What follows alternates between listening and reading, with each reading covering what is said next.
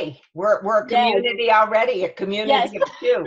And I think we'll add a few more in here. Joan, you're in the dark. So Joan and Kim are both engineers also. They are, Kim is studying to be a very special engineer. Nano, or not nano. I keep thinking nano. Why? I don't know. I think drones. I think hives. And that makes me think nano. And it's like, I don't know. You're going to show me something? What is it? Your drone? Is it, or a controller? Put your mute off. Sorry, I was thinking probably this is why you're thinking nano, because this is like the size of my average swarm bot. Probably. Yeah. Probably. But nano, I think of even micro, you know, 10 to the -9th when I think nano. Oh, you think through nano. It might refer Joan, to you are truly in the dark, Joan. You need to either get better lighting or move to a different spot. Yep. This is all about the production, ladies. It's all about the production when you're virtual. Yep. So I have a black screen that's going to go behind me so nobody sees the dogs coming in and out. Nice. Yes, my husband just bought a green screen and I'm going to use that so that because you see I have this virtual background. I do. It doesn't work so great. I know. I always fade into mine and I move so much. It's like, But apparently if you stick a green screen behind you, it works way better. So I'm going to try that out tomorrow. Good for you. Yeah. The trick of it being it's a little better, Joan. If you do anything like a green screen, you have to be sure not to wear anything green or anything that could potentially blend into it. Yeah, good point. Yeah, my friends have found that out the hard way. And part of like the virtual background has projected onto them. Or like one of my friends tried it with just a white screen background and she's so pale that it projected the thing onto her face. So, interesting. Yeah. I'm actually going to shut my windows or my blinds so I can get a little bit better lighting. Yeah, it's really hard in my office because the sun is over my, what shoulder is that? My right shoulder. Yeah. And yeah, pretty much. And I normally always keep my window open for the plants. So I just don't even think about it until I have a meeting going. Yeah. And then when you but if you're having to do virtual all the time, you have to figure that out. You know, yeah, exactly. Exactly. And that's pretty much why I've been very grateful for the fact that I don't have to do a lot of meetings all the time. Most of the time, I'm just stuck here playing with them. Yeah, well, your books behind you is pretty much okay. Yeah, that's kind of what I figured. Like the only thing is like I'm probably gonna like close the closet door. Better, Joan, much better. Yay! So, but now, how are we going to tell girls how to do that? It's actually a plug-in from that I picked up at conference. You plug it into your laptop, and it's got like a LED light. Remember, Kim, I had that when we were at AAUW. Remember, I was using that little light. Ooh, where did I put that? Ooh. I don't know. Which I'm gonna switch to cans just to make life a little easier. Because you guys are a little too quiet for me. Yeah. There we go. I can maybe turn it up. I adjust my mic maybe. I feel like I'm really loud. It's kind of just a function of the computer itself. Like I could probably sign on to Zoom with both my desktop and the laptop, but I don't really have the desktop right now hooked up to any of the external cameras. All right, I got a bunch more other people. I got Dwayne, I got Suzanne. Let me admit Suzanne. Who's Gulzar? Who do you think Gulzar is? Maybe one of the girls? Jessica. Gulzar. Where is it? Hi, Suzanne. She's coming in slowly. Yeah. Lady. A little bit at a time. Come on. Oh, you stubborn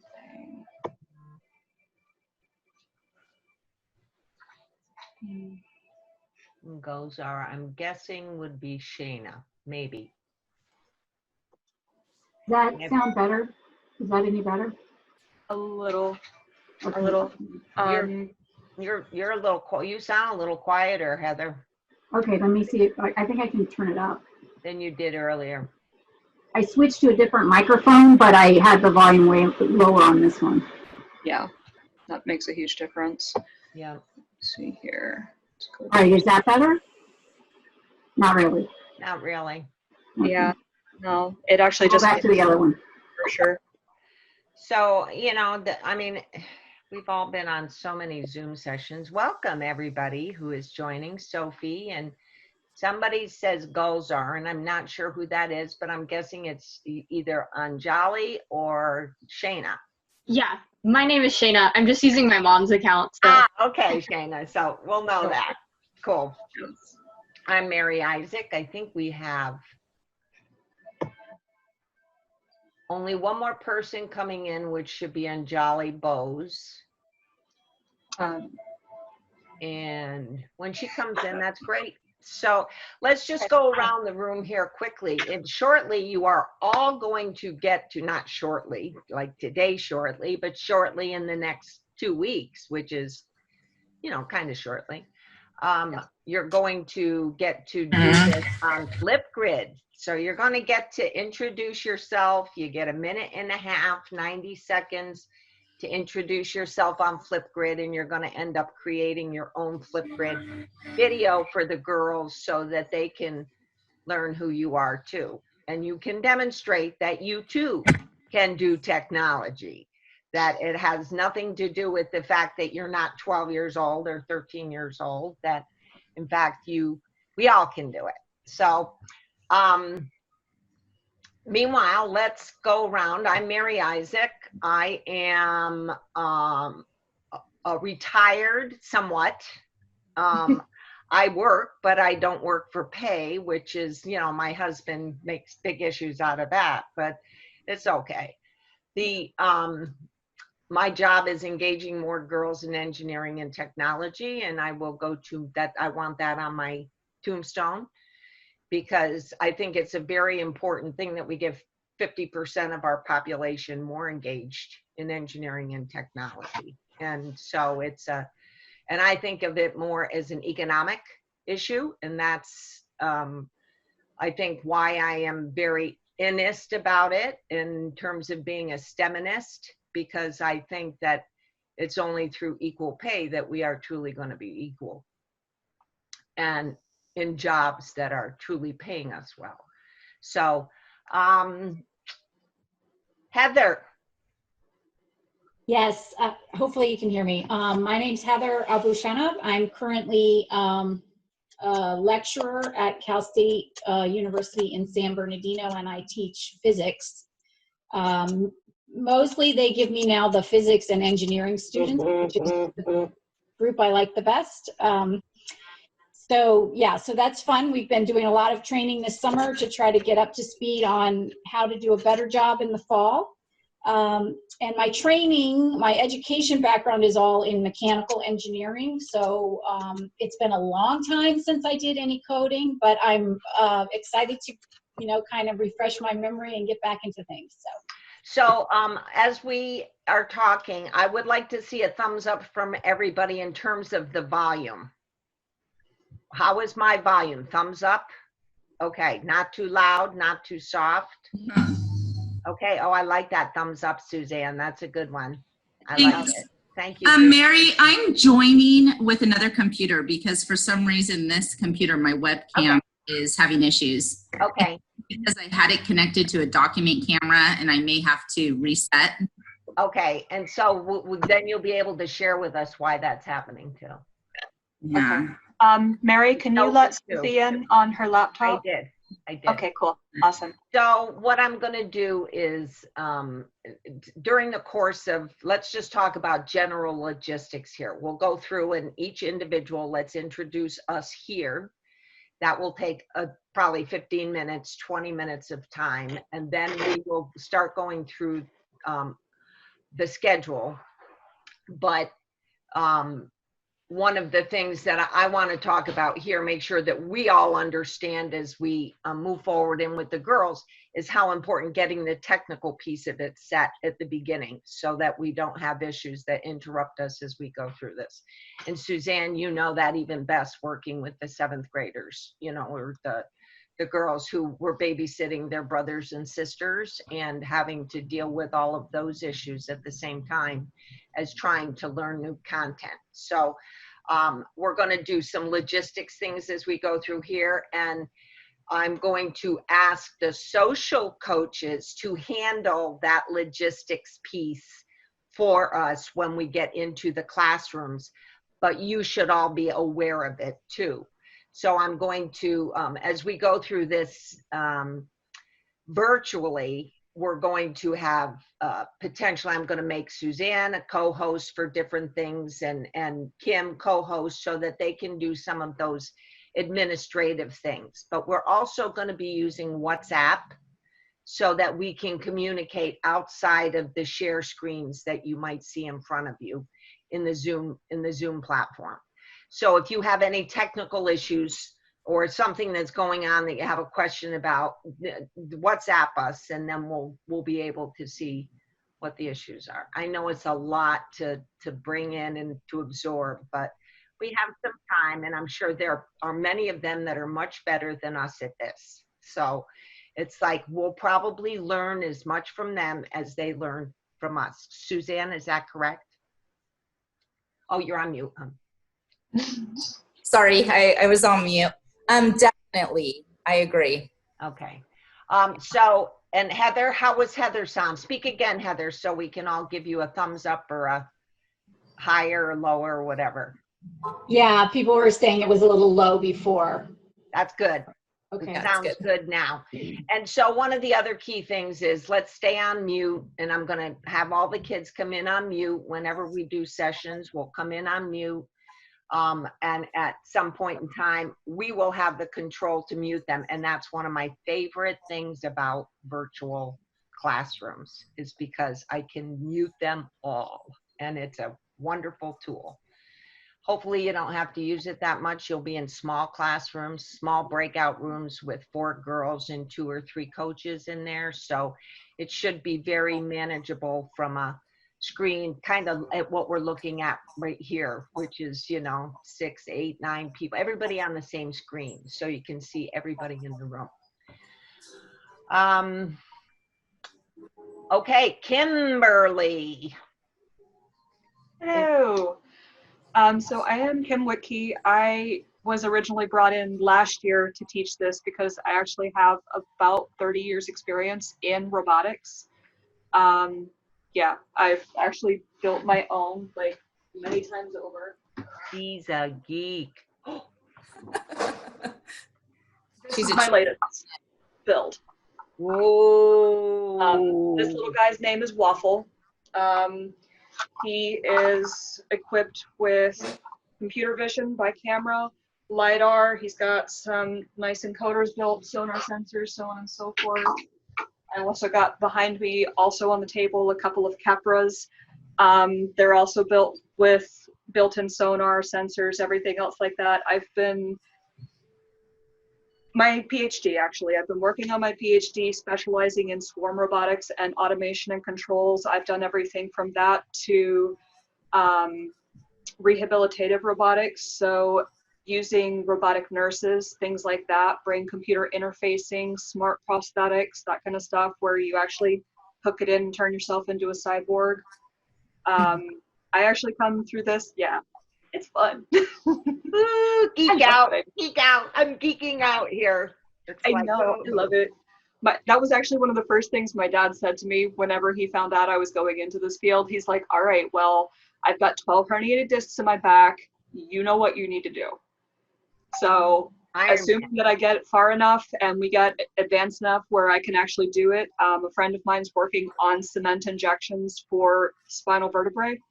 Hopefully between the two of us, we can go ahead and roboticize my dad one of these days. Interesting. Yes. That's a whole nother discussion. And Yeah. so how's her volume, everybody? Good. All right. So, you know what I was thinking, and just as we're talking here, what I'm thinking I might do is enable the very first day on the Monday for our inspiration hour. I think we will do introductions of all of the staff in terms of giving girls an opportunity. You know, you get a minute and a half to basically do your who am I, and that's really concise. That's your elevator speech. But then to give us an opportunity to share a little bit more about ourselves, and then to give the girls an opportunity to ask questions in the Zoom, in the inspiration hour. And so I think I want to highlight everybody that's going to be sharing with them and what our aspirations are, who we are. You can practice that some other time, not today, but you know, think about how you would do that. And so if there's 1, 2, 3, there's 9 of us here. I probably want to do the social coaches too, and that's another 6. So probably 2 minutes, 2 additional minutes in addition to whatever you do in your who am I, to just kind of say who you are again and remind people, and then we'll do Q&A. Does that make sense? I think that's helpful for the girls to give them a little bit of insight, and so that when they see you in their room, they'll be like, oh, I have that person. I could ask them this more, you know, additional question or whatever. So, okay. Suzanne. All right. Hello, everyone. I'm Suzanne Shear. So my background, good volume? Okay. So my background is actually in geosciences and anthropology. I worked as a field archaeologist before falling into education. I say I fell into education. Like if you fall into a hole, like the dinosaurs fell into the tar pits. Yeah, I kind of got roped in. It was actually my mother-in-law's doing, and I really enjoyed working with high school students and was a high school science teacher for 16 years. But I had this love for career technical ed programs and what career pathways could do for students with lower socioeconomic status. And I've transitioned into the district office where I now lead 14 career pathway teams, work with about 150 teachers and support them in developing relevant real world curriculum for high school students. And so that's what I'm currently doing. A couple years ago, we developed a partnership with Qualcomm. And so we created what we call our Future Ready Lab. And so it's a 7th grade experience where students are taken to a building off their campus, and they explore the world of engineering. And so it kind of gives them a taste. And so Qualcomm this year had asked me to pilot a wearable tech program with 7th grade girls, which we did the first week of June.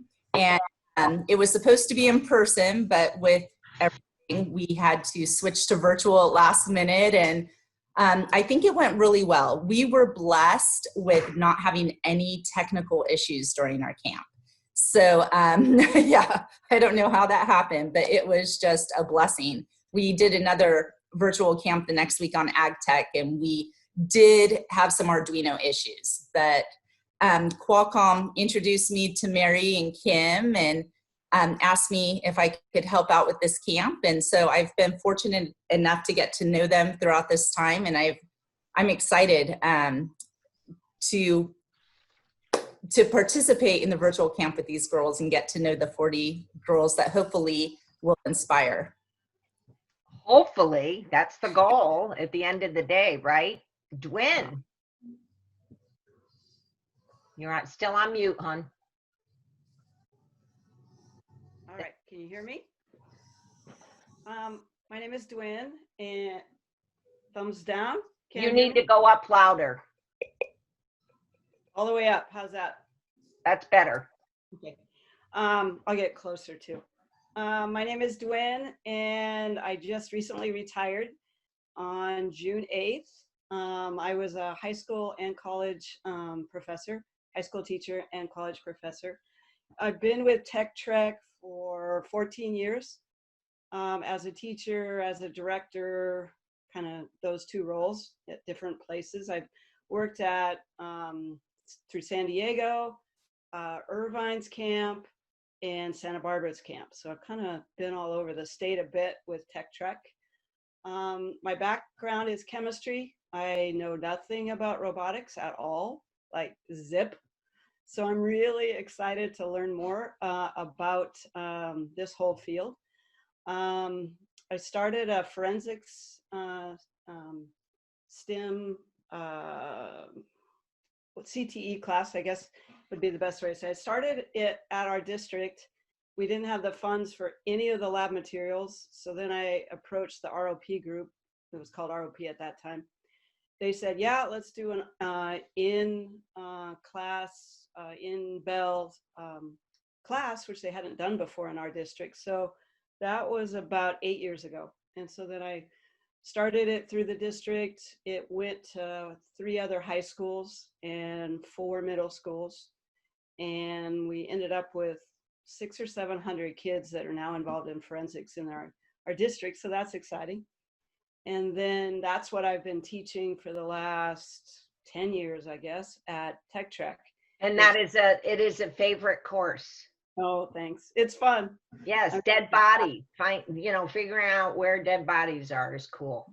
The one that does the blood spray every time? No, that's a spatter one. This one is you have to do a crime scene. Oh, no, I do that too. Oh, you do spatter too. Oh, yeah. of course. Okay, yeah. I remember seeing that last year. That was really cool. So we had somebody who just came in and did virology. And so she spattered stuff and sprayed stuff out of like doing things like that to show how far things go.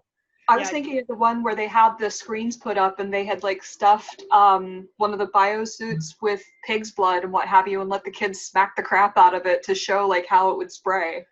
They didn't do that at our camp though last year. We didn't do blood last year. In previous years. Yeah. Are you talking about at Irvine? I think so. Yeah, because I was talking to the girl who runs Irvine. Okay. Oh yeah. Anyway, so that's kind of my background. I'm here to help in whatever capacity I can, but I'm here also learning, just like the girls. Cool.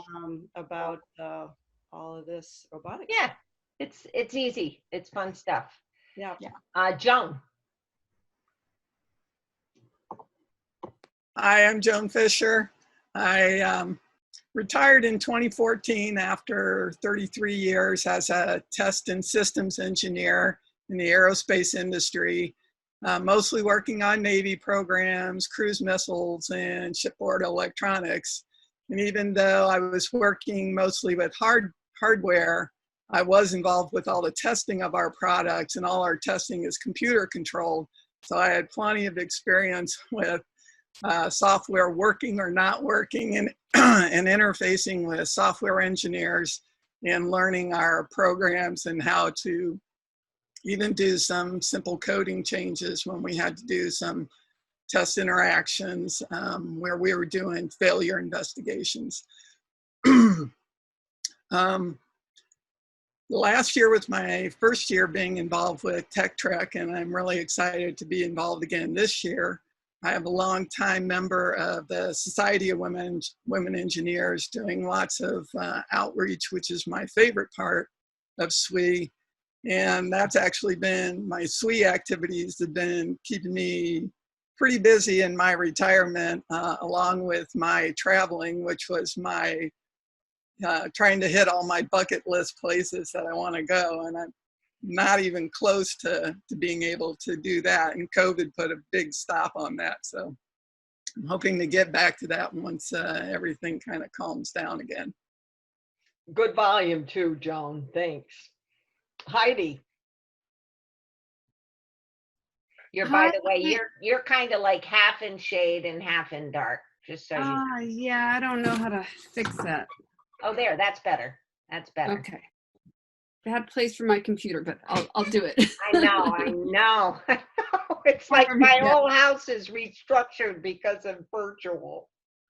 So I am probably an odd person out because I'm not an engineer. I'm a physicist, and I'm a theoretical physicist to boot. So I'm not great in the lab. I have melted everything I've ever put in a breadboard until last night when I was playing.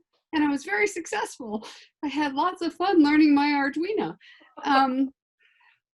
So I have forever that I can think of been an advocate for science outreach and education and for women.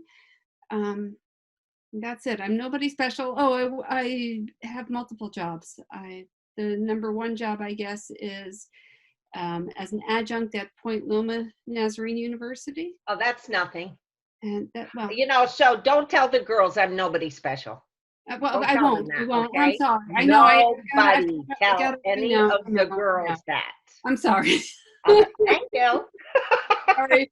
That was bad. Very, very grateful for that comment. I work at Point Loma, and I also teach K through 12 and a bunch of other things. Cool. Heidi, thanks for raising your hand. That's important for everybody who hasn't done this before. And I've never programmed an Arduino before either, but I've played a little bit with Scratch and some other, the Mindstorm stuff, the whatever that programming. Vanessa? Hi, everyone. I'm Vanessa. I work with the Think a Bit Lab at Qualcomm. So I'm going to be joining camp as a social coach, which is exciting because I haven't really gotten to do any sort of camp activity. Yay! Yay. I don't necessarily have a background in STEM. I kind of fell into it in college and taught STEM all 4 years to middle school students, specifically robotics.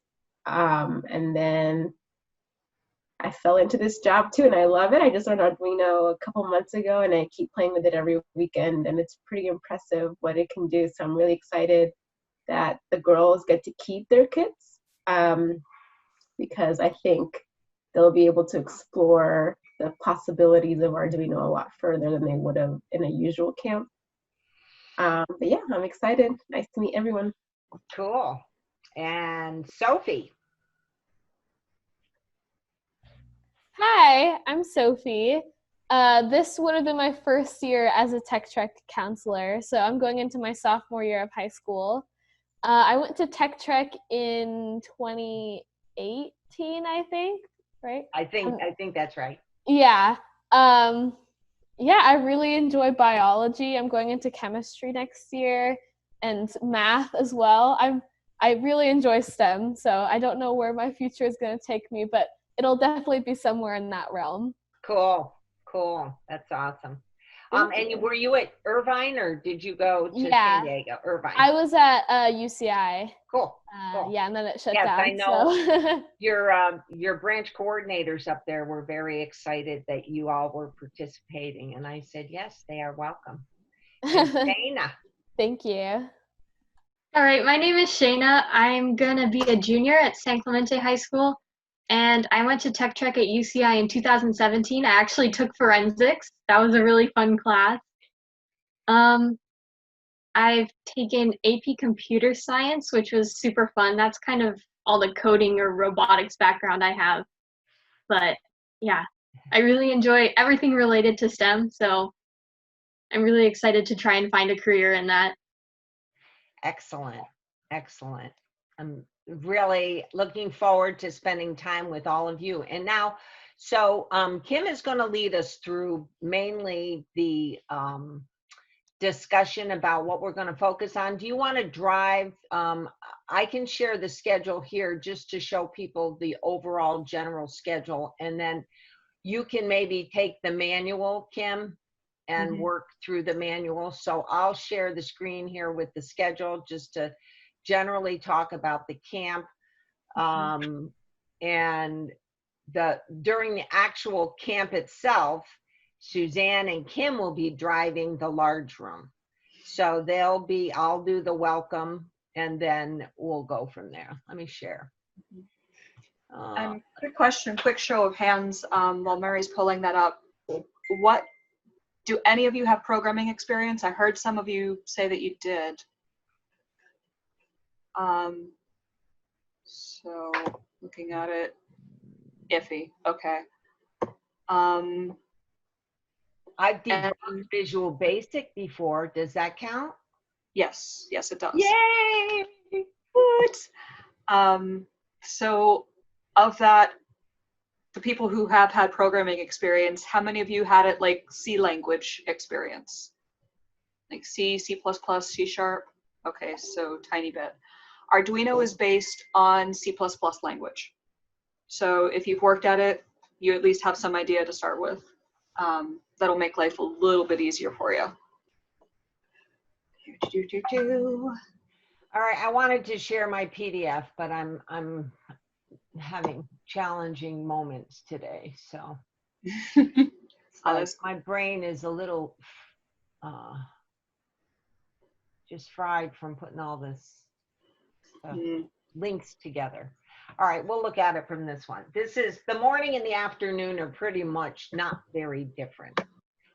In this document, there's a pre-survey that the girls, I do not have the orientation day on there, but on the day of orientation, we are going to have a, where is it? Up here on orientation. We're going to have parent office hours in the morning so that parents can call in and talk about any questions that they have, either having to do with the technology or picking up Susie's kit tomorrow or whatever the discussion is that they're curious about. So there will be a 1 hour session at lunchtime for people to call in. You don't have to call into that. The orientation, 4:30 to 5:30, I would like you to be on that because we are going to go into breakout rooms at this point in time. So if you can make that orientation session, that would be great. And that, again, we'll spend the first 15 minutes or so working through technology connection issues, I'm sure. And then we'll give a welcome and go immediately into breakout rooms. And the girls will work on some of the content, or will share some of the content, I think, at that point, right, Suzanne? We said in the breakout rooms of Qualcomm, right? Yes, so we'll be covering a little bit of the Qualcomm kind of fun facts that are found in your notebook, as well as the Qualcomm world of work. It just kind of references some of the different jobs that people in a tech company could have. And so we're going to cover that day. It kind of gave us more time during the week to open up to more of the technology for students. So in the manuals that I sent you all the link to, those manuals are the instructor's manuals. So they have the answers in them. They are seeing a version, a paper copy of the questions and all that content that's in there. So anything you see in red, is that correct, Kim? I'm thinking that between here and next week, I want to just rewrite a new one from fresh, because I looked at the new one that you uploaded and still not all of the comments showed up. So I think it would be way better if I just go ahead and rewrite an entire new instructor's manual and integrate everything directly into the PDF, just to make life easier for everyone. All right.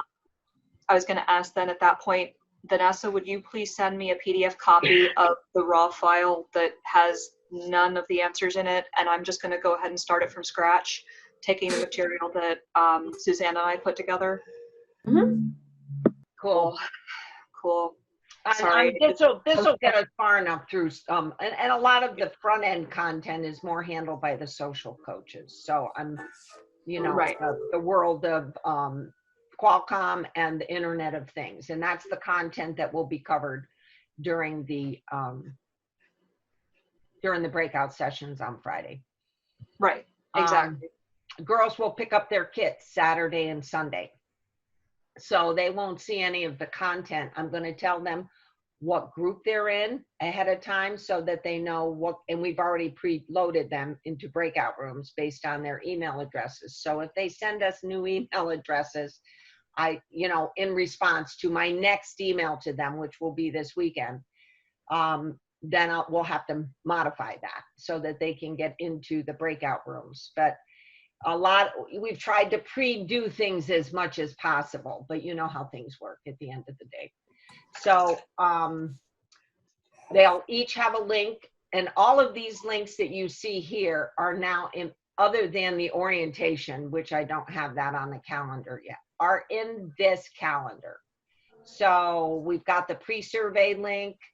We now have the Monday, Tuesday, Wednesday, Thursday, and Friday sessions are all embedded in links. We have the Friday STEMinist Showcase. We have the inspiration hours are all embedded in links. The daily reflections, and that will be the social coach's responsibility to ensure that the girls have done their daily reflections at the end of the day. And I'm not sure how we're going to exactly track that other than checking the responses within the Google Doc. But how did you do that, Suzanne? You looked at the Google Doc responses every day? Yes, I did. I had rosters of the students, and I created a weekly roster with check marks that I could add in a Google Sheet for Monday. Okay, so, and then you did a weekly roster with the full set of girls, and I guess if I could charge the social coaches with going and checking that roster for the girls in their room that completed the reflections. I mean, you can do it if you want to make sure, but if I would like to put a little bit of responsibility on the social coach for following up with their girls. I think that would be great. And then if there is some time where the students are working, we can just remind the one student who might not have taken it, just say, hey, take 2 minutes real quick to go complete your survey from yesterday. So we'll set it up like that. And we could even message them. And you all will have access to that information too. So, I mean, there's nothing that says if you see that something's wrong, you know, between and the other social coach is not taking care of something, let us know so that we can, you know, make sure that we get the kids engaged. And we'll be, to the extent that we can bop in and out of the rooms, we will. I don't know to what extent that is. So we're going to probably try to do a breakout here today, to go into breakout rooms today, because I did set it up as I discovered afterwards. And I really am not sure how to do that. So I'm going to probably ask you to show me how to do that, give you co-host. Do I need to make you the host, or can I make you a co-host? Do you know, Suzanne? For Zoom, I'm not too sure. Let's try. I didn't have any co-host when I ran my camp, and I've never done that. I just I think because I have the basic Zoom and I don't pay for it, I always make my coworker a host if she's gonna bounce from place to place, and then I had to make myself the host. Yeah. So, but I actually would have to tell my coworker, hey, now make me the host. So we kind of had to really have strong communication between us. Okay.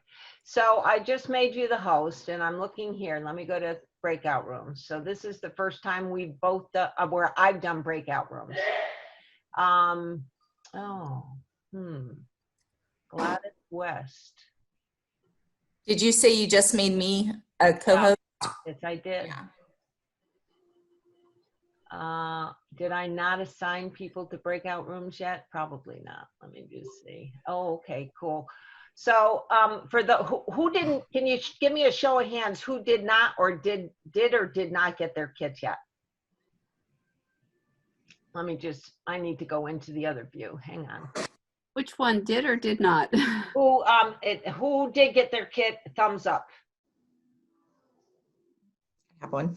Thumbs up. Okay, and just so you know, in those kits they have there's a couple of icons, little hand icons with a question mark, heart, and a finger up like this. Yeah, like this, something like that.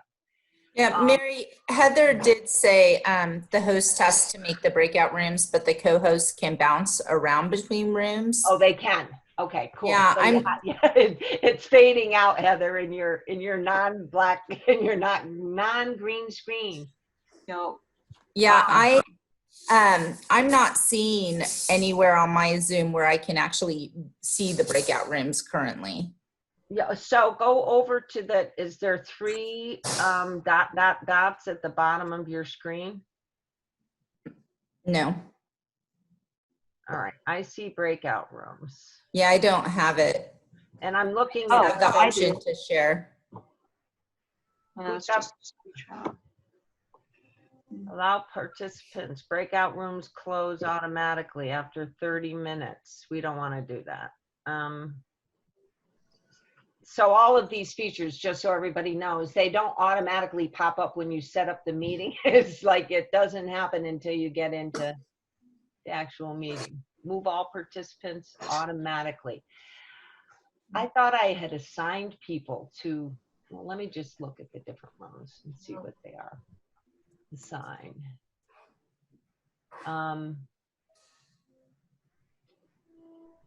Yes, your kid is missing the cardboard, by the way. Yeah, there was a pre-assigned option. I thought I did pre-assign, but I may not have pre-assigned for today because I wasn't sure what I wanted to do, whether I wanted to put, what it does is it gives me the option of assigning all of you that are in the room currently, not necessarily the pre-assigned, but all of you, it gives me the option of assigning you to different rooms. Other than you, Suzanne, I had pre-assigned to Hannah Herbst, I believe. So everybody else needs to be still assigned. I'm just gonna, who's in Gladys? I've got a, well, I'm going to probably give you an option to take over while I go to my other thing. All right, recover to pre-assigned rooms. Huh. No.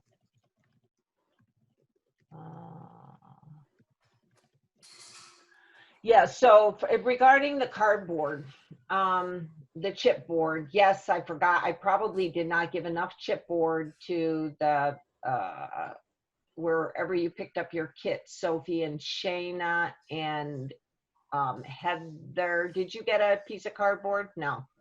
Heather?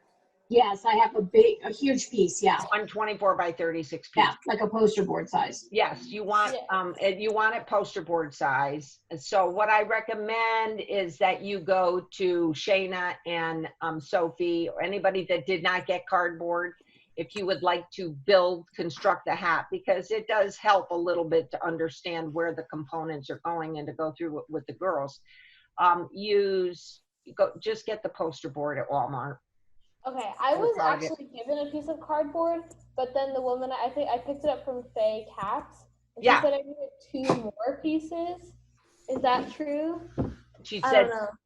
I got like one really big piece of cardboard, like this thing. Yeah. And then she said that I needed 2 more. I'm not. Oh no, she's probably talking about the other girls. When did she say that? This morning. She's probably talking about resistors. Okay, yeah, and then she also said there were some issues with the resistors. Or you have enough cardboard. Okay. You should have enough cardboard. She gave me 2 resistors. She did give you 2. Yay! Yeah. She gave you 2. So I mailed her more, but she probably didn't get them yet. So, all right, you have 2 resistors. How about you, Shayna? I have the cardboard, but I only have 1 resistor. Okay, so I mean, you probably live with just 1 resistor as long as you don't burn it out. Okay. According to Kim, right, Kim? Yeah, I actually have a circuit set up right now that has just 1 resistor being shared. You just have to put it into the breadboard. I'll show you guys that later when we actually get into the meat of this. You can share a resistor across as many LEDs as you want. You just pretty much have to be sure that you don't burn it out. So yes, and if you want to put bling on your hat, I sent you some basic stuff. I didn't give you all the materials. I don't think that I gave the girls. I gave them some felt. I gave them some fringe. I gave them some, a lot of fringe, pom-pom balls and stuff. So I did not give you those soft materials, but I gave you all the jewels. I gave you the shiny reflective cardboard. I gave you some other stuff too. I can't remember what, but you got all the jewels. That's the important part, right? I gave you the chalk markers, and just so you know, those chalk markers, you have to shake them, and then that you know, pound them on the top of the desk a little bit to get them started. I'm gonna piddle with the breakout rooms and see if I can pre-assign in my other app while I'm gonna give you over control, Suzanne and Kim, and that way you can continue while I play elsewhere. Okay. All right. I'm giving you control too, Kim, for what it's worth. And you can start going through whatever you need to. Okay. So since we're focusing primarily on build for this, I'm just going to jump right into tech part. Do you guys all have the notebook like up with you right now? Yes. Cool. Okay. Was I supposed to be given a notebook? Yep. Okay. Electronically. Would that be in the package? Either that or there was an electronic form of it sent. Mary sent it in an email as a link. You're muted, hon. Oh, whoops. It should be a link. Right, printed sorry, mine hon. out. It's a link. The one that you that's Yeah, I got that one. Okay, you got the Okay. link. Yeah. That's the one that we keep having trouble with because a lot of my comments kept disappearing out of it. Okay. Yeah. So the bulk of the first 15 pages of the notebook and consequently the content that is being taught in the course is going to be focused more heavily on the social coaches. Where you guys really come into play starts at around page 16. So if you want to flip forward to that, that's where we really begin here. Right where it says Internet of Things. Yes. And then the hardware kits. Yeah, the hardware kits. Which, Suzanne, I don't know if you saw the question that I had for you. From what you're saying, social coaches are going to be handling Internet of Things on Friday? We weren't going to do Internet of Things on Friday. I think that's right before the hardware kits. Okay, that's what I was thinking. Coaches to handle IoT. And that's where I'm asking. I don't mind. I mean, I think we could do IoT. We could connect it fairly easily after we do the strengths, interests, and values.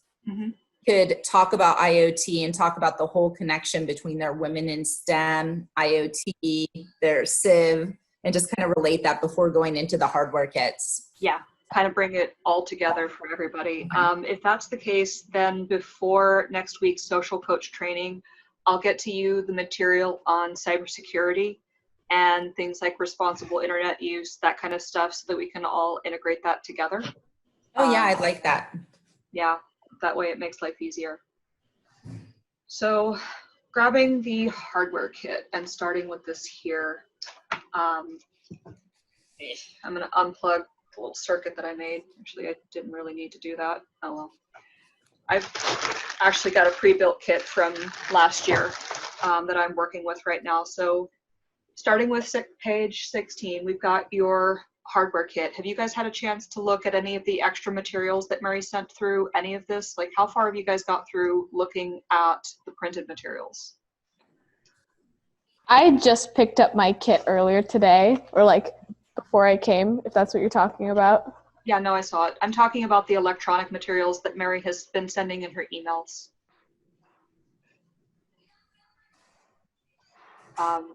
You guys can feel free to go off of mute so you can answer back and forth. This will be more like a dialogue part for this part.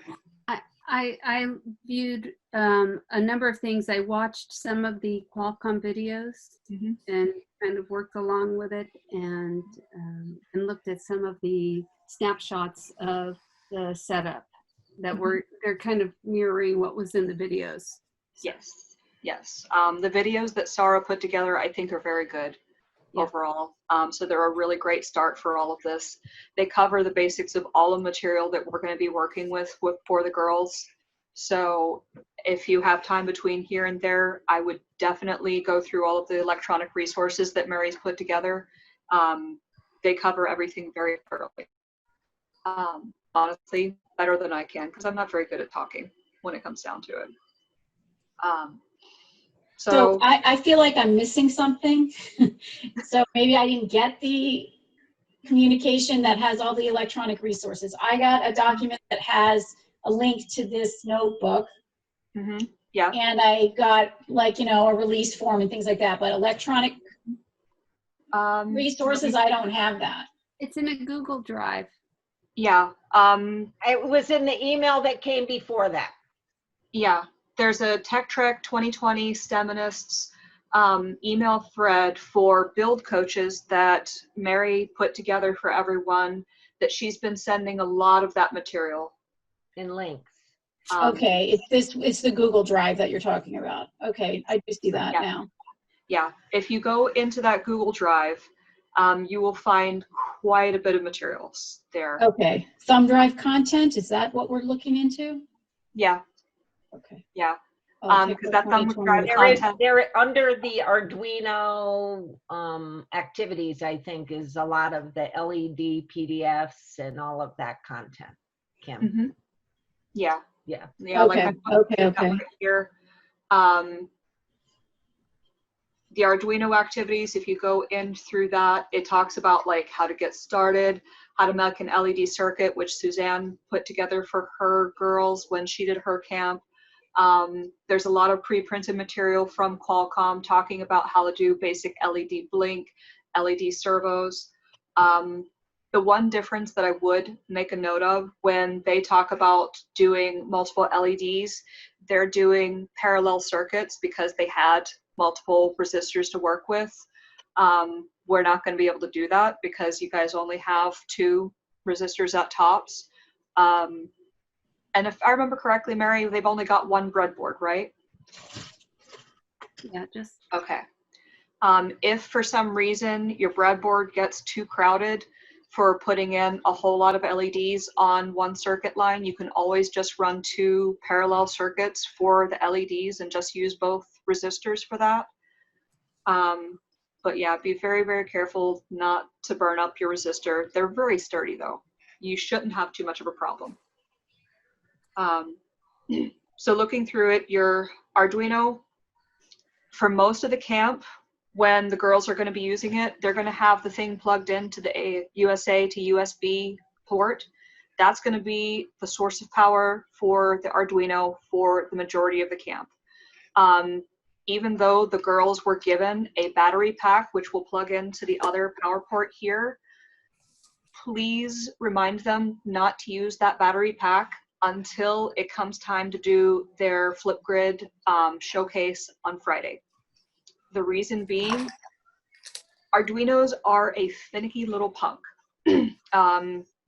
Programmable control boards in general are very, very finicky, but Arduinos really seem to take the cake in my experience. I've run robots with Arduinos before where literally if one battery was less charged than the other 4 in the pack, the thing will literally flip over, run into a wall, jump off tables, like anything and everything except what you told it to do.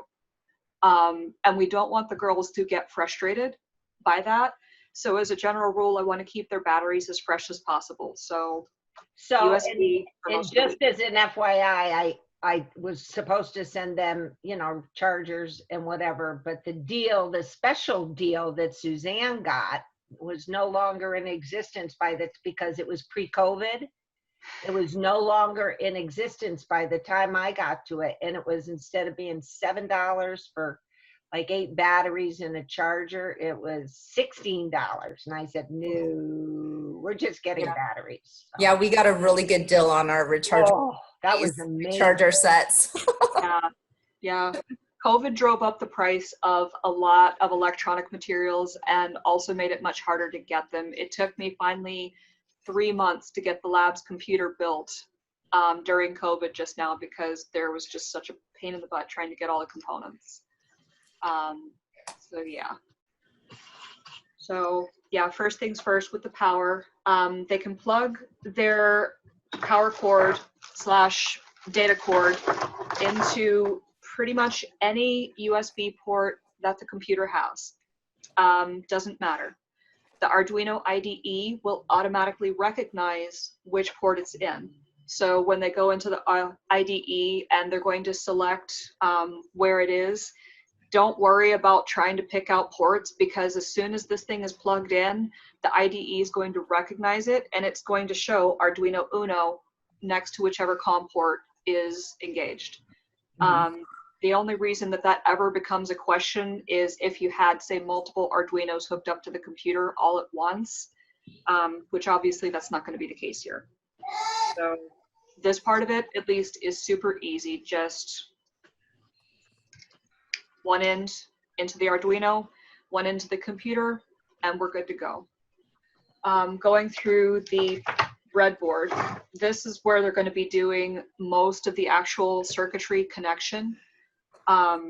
When Mary gave them their kits, it's going to be much like your kits. So if you've got them, you've already seen that these wires, the jumper wires, are not pre-cut. So you guys are going to have to walk them through, potentially cutting the wires. As a general rule of thumb, shorter is better. What I had told Mary as an advisory is that the longest they need the wire to be is like the length of your hand, including your fingers. That's enough so that they're not going to crowd themselves. They're not going to make it hard to jump from one point to the other. And at the same time, though, they're still going to be able to be flexible and reuse those pieces of wire throughout in the camp. Generally, sorry, go ahead. A quick question. So when I was playing with this, I only did one LED last night, but if we're doing multiple, we need multiple wires, right? Yep. So do you have an idea of the maximum number of wires we need? Right now, I have 2 LEDs put together in series circuit so that I could share this resistor. So I've got 4 wires on this one breadboard. I didn't bother with color coding them because I don't usually have to worry about it. Yeah, but they will. Right. For them, you want to worry about color coding just because it makes life easier. So as a general rule of thumb, white is going to be control signal, red is going to be your power, and black is going to be your ground for this every single time. So in this particular case, I don't know how well you guys can see what I've done here.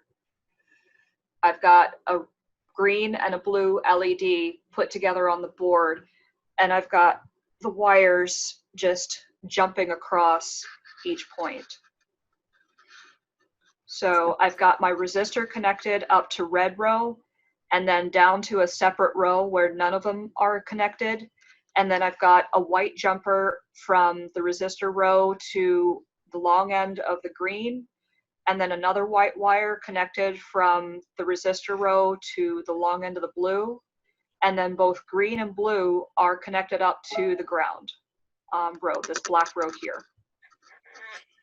This is how you jump multiple LEDs into a breadboard with just one resistor. Pretty much you can put as many LEDs on the board as you want, as long as all of them feed into that resistor here. So you're going to have a max of 4 LEDs that have separate patterns. So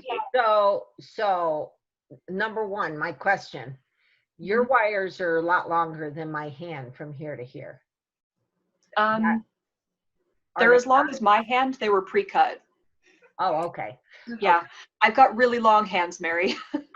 That was my concern, was that, you know, if somebody, like, my hand's pretty long, if I do this, I may end up not having enough wire. You should have enough wire for 4 wires. You should have over 2 feet of wire there. No, yeah, well, so I just wanted to make sure that maximum number of wires I need would adjust my length, right? Okay. Checking it right now, the length of my hand where I just measured the wire is 7 inches. So I was going to say their hands are probably about 6 inches is what you're looking at. 6 inches. And 6 inches is great middle ground. I didn't have wire that I had to cut. I just took a bunch of the pre-cut wires that Qualcomm's Think a Bit Lab sent me. So They just kind of came in a bunch like this. Right. So that's not an issue. One thing I wanted to emphasize with that, So a question though, the wires are really for the LEDs only, correct? Is that the only thing that's going to the breadboard and the resistors, or do I need to connect the Because you'll wires? do the servo activities too. your I thought servos the servos direct connected to the Arduino. No, because the servos themselves have this terminal here at the end. Yeah. And so you actually have to jump the wires from the end of the terminal, the servo, onto the breadboard. So So that, like, okay. that's a circuit that I built right here using a positional, a continuous servo, and an LED blinking simultaneously. Okay. And so, yeah, it becomes a bit of a mess of wires. Can I ask a question? Is this a servo that you're talking about? Yes, there are three, Yeah. should be three of those. Uh-huh. And And when you're looking at servos, you're going to have two separate sizes of servo. Yeah, like these. And bear with me because I didn't get the same kind. Yes, exactly. I didn't get the same kind that Mary did, but your big guys here, these are continuous. It's more like a brushless motor. Your little guys here, that's your positional. That's more like your potentiometer. Think more like, Vanessa had a great example of it, windshield wipers. They just go back and forth. That's it. I tend to think of it like a thermostat in your house. The old style thermostats actually are based on this little guy.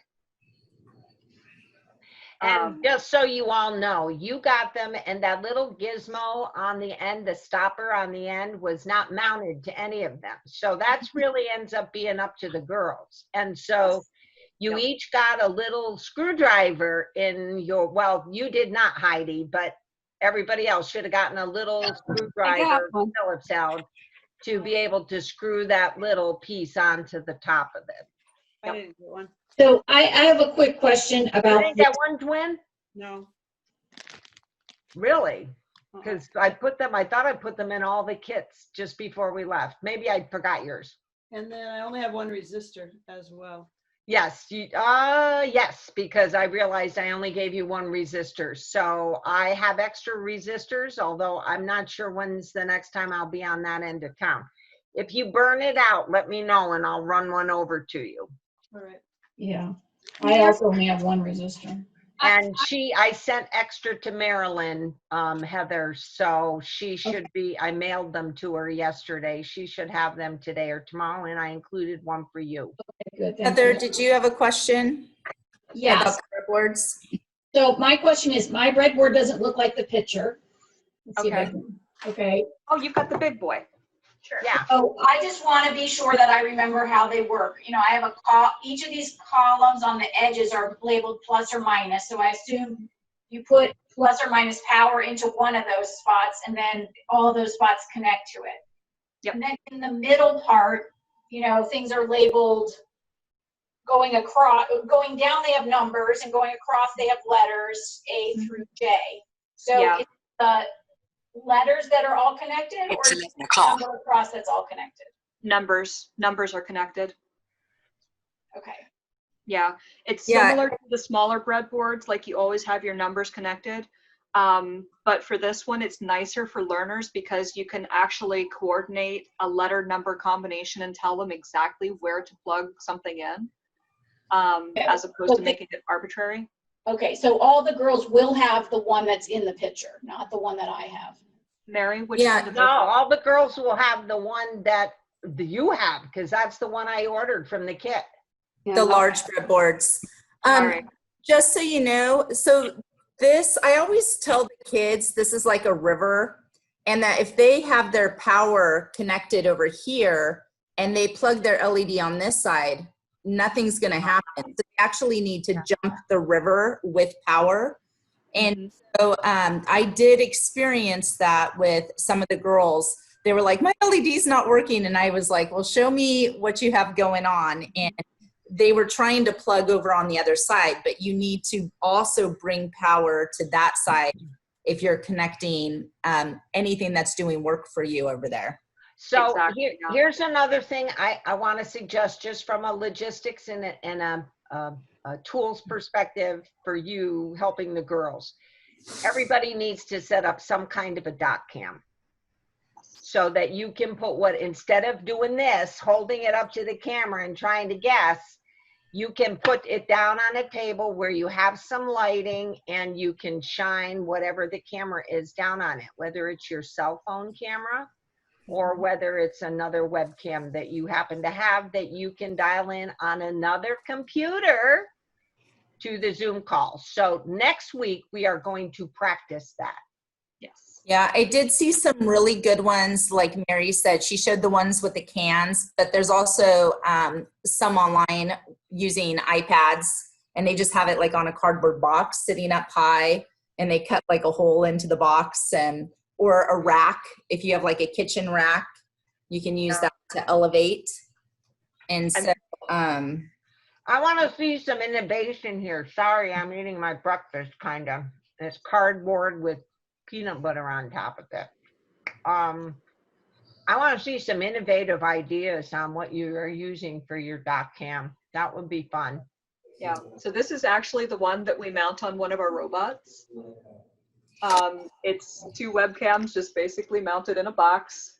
Velcro on the bottom of the box to stick it on there kind of thing. So what I'm figuring I'm going to do is just tape the box up to the hutch for next week and just run the USB cables over to the desktop, and then I'll have that for dot cam. So next week, we'll figure out how to get everybody's dot cams in and what we need to do to get them into breakout rooms, Suzanne. Yeah. Another by point the way, that I did. So here's what happened with the breakout rooms. I did pre-assign everybody to the breakout rooms for today. However, because some of you are assigned to 2 rooms, it freaked out. And so it would not assign anybody, and it forced me to assign the people that are in the room today to those rooms and only to those rooms. So I put you mostly in the room you belong in. If I put you in a wrong room, I put you in a wrong room. But what I want to check here is to see if Kim and Suzanne can bop in and out of rooms, or if I'm the only one that can go from room to room. Okay. So Yeah. each of you will be in a room by yourself. Then I will bring you back in at some point here in the near future as soon as I figure out what to do. Okay, let's try that for a second. There is one point that I want to make on the LEDs before we move on to other topics.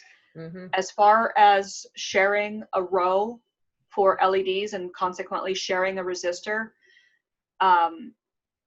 you can have up to 4 separate blinking patterns from that. If you have more than one LED that is going to have the same pattern as another LED, you don't need to worry about this crazy fiddle faddle, and you can literally just put them on the same circuit exactly, and you don't have to jump them across multiple. That makes it a little bit more efficient for use of the resistor that way. So it's only if you change your pattern? Yeah, this actually allows you to use different blinking patterns for each LED independent of the others. That's the whole point of this. If it was just a matter of having the same blinking pattern, we could pretty much load up almost infinite, as many as you could fit on the breadboard kind of thing. But with this, I specifically set this up so that they could have independent blinking patterns, up to 4 of them. And those little, I mean, the jumpers could be little short runs. It can just you can make short jumpers. That's no big deal. And potentially too, if you jump the resistor row again to another row and load up more of them, you could potentially load up even more LEDs and have more independent patterns. It's just a question of like, how creative can you get with how you use the breadboard? Well, and at some point you're limited by how many batteries you got and how many LEDs you got. No, if you're going serial. Eventually, yeah. Eventually you start running into that too. On an upper threshold, but I doubt that they're going to be going that crazy. How many LEDs did you give them in a kit? 5. Oh, then yeah, we got this. Mary, could we backtrack just a little bit for clarification for everyone with the like what they're going to be teaching in breakout rooms? Yes. If you're like looking at the electronic version of the notebook, what they'll be responsible for covering? You're talking about like in a table of contents? Well, no, well, kind of. I mean, like, for example, this page with the hardware kits where you'll be explaining, you'll be responsible for explaining to students what's in their kit and how each functions. And so that will be something you'll need to be comfortable with explaining. And then like Kim was saying with the LED, you'll be doing a circuit with them, drawing schematics, or actually, yes, in breakout, right? Or Kim, are you doing that in the whole room? You know, I think if we're going to go with that, it might be a good idea to go back to looking at the schedule, and then we can actually go point by point and say, okay, this is going to be general lecture, and you're going to potentially answer questions in breakout, and then this is going to be totally in breakout. Okay. And then, and then we could address like how to go through and build everything just so everybody understands exactly what you're going to be doing. Right, exactly. All right, I'm back.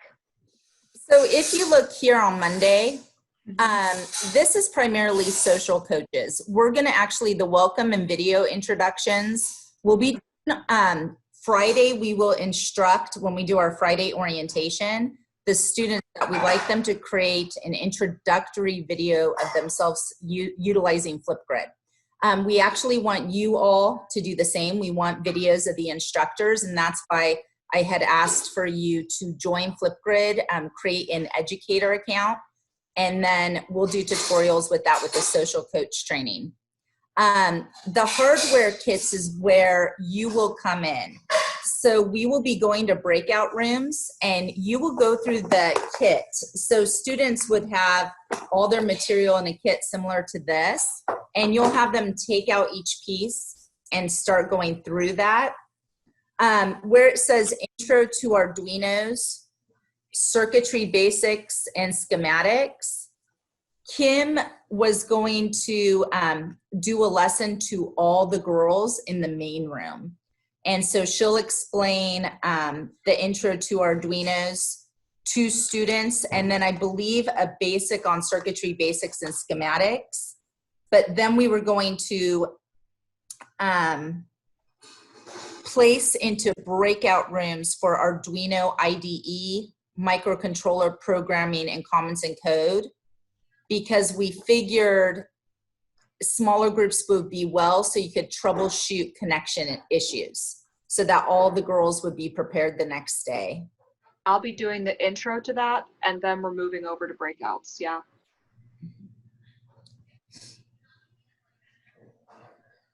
So, okay. And then the next day where it says LED blink, that will be done in breakouts. Working with servos, Kim's gonna do an intro and then breakouts. And then programming 2 servos is breakout as well as LED and servos. Yes. And this will be the tech and coding that you'll be responsible for. And then the rest, when you look, we are gonna have you teach, sorry, Mary, hopefully I'm not going too fast, engineering design process, which then we start the hat build. And so you will be doing the steps with the students. So if that gives you an idea. And the social coaches, there's gonna be a lot of overlap with step 4 on Thursday with artistic design hardware, because we're going to have the students connect their sieve, which we did on Monday, as well as what they've learned about their women in STEM, their which their room is named after. We're gonna have them connect all of that to their hat construction. So Suzanne, the steps 1, 2, and 3, we doing that in a group in the EDP and then into breakouts, or are we doing that in a large group? EDP, let's see what we decided. You know what? We didn't talk about that. Oh, you know what? Engineering design process was going to be Kim. Okay. We are She going to was do going to that. do a bit on that, and then we were going to go into breakouts. Right. All right. Yeah, I have my list right here. Yay. Yeah. I'm glad somebody takes notes.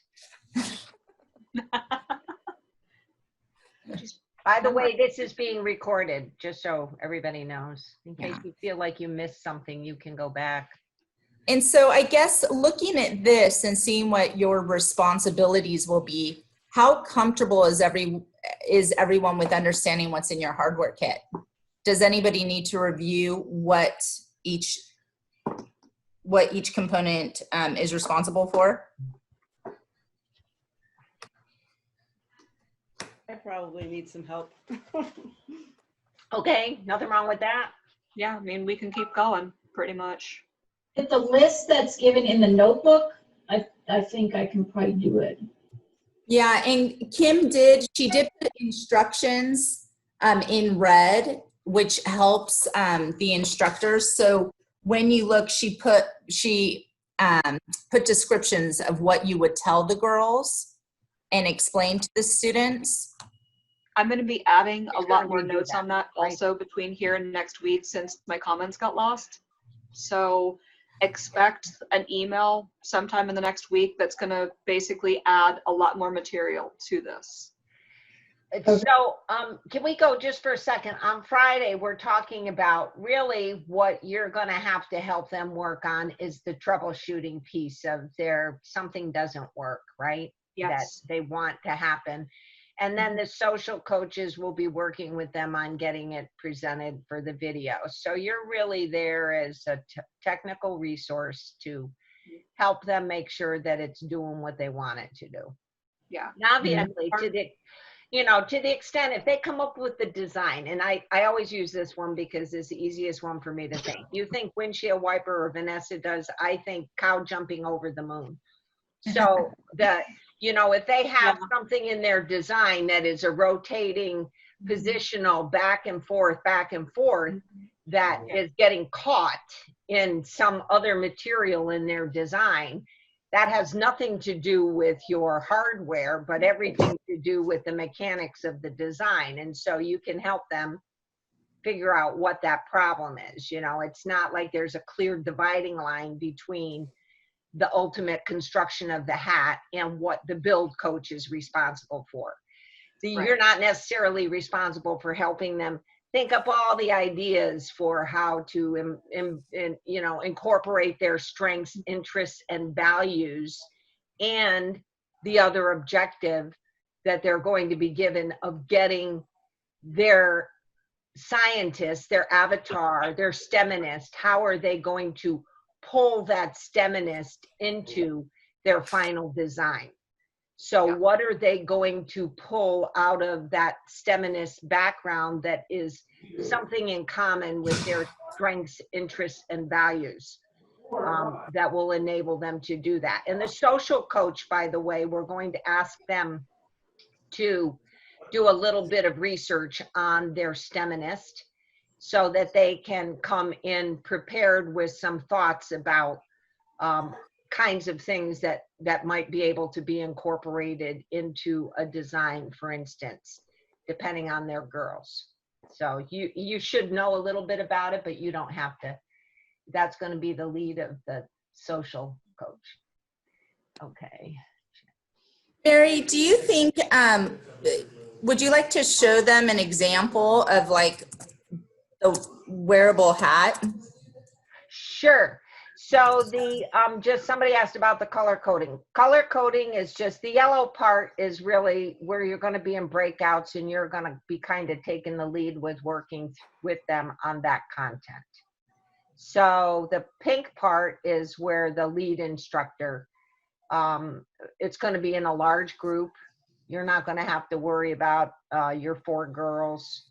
It will be in the large group of 20 girls plus all the coaches.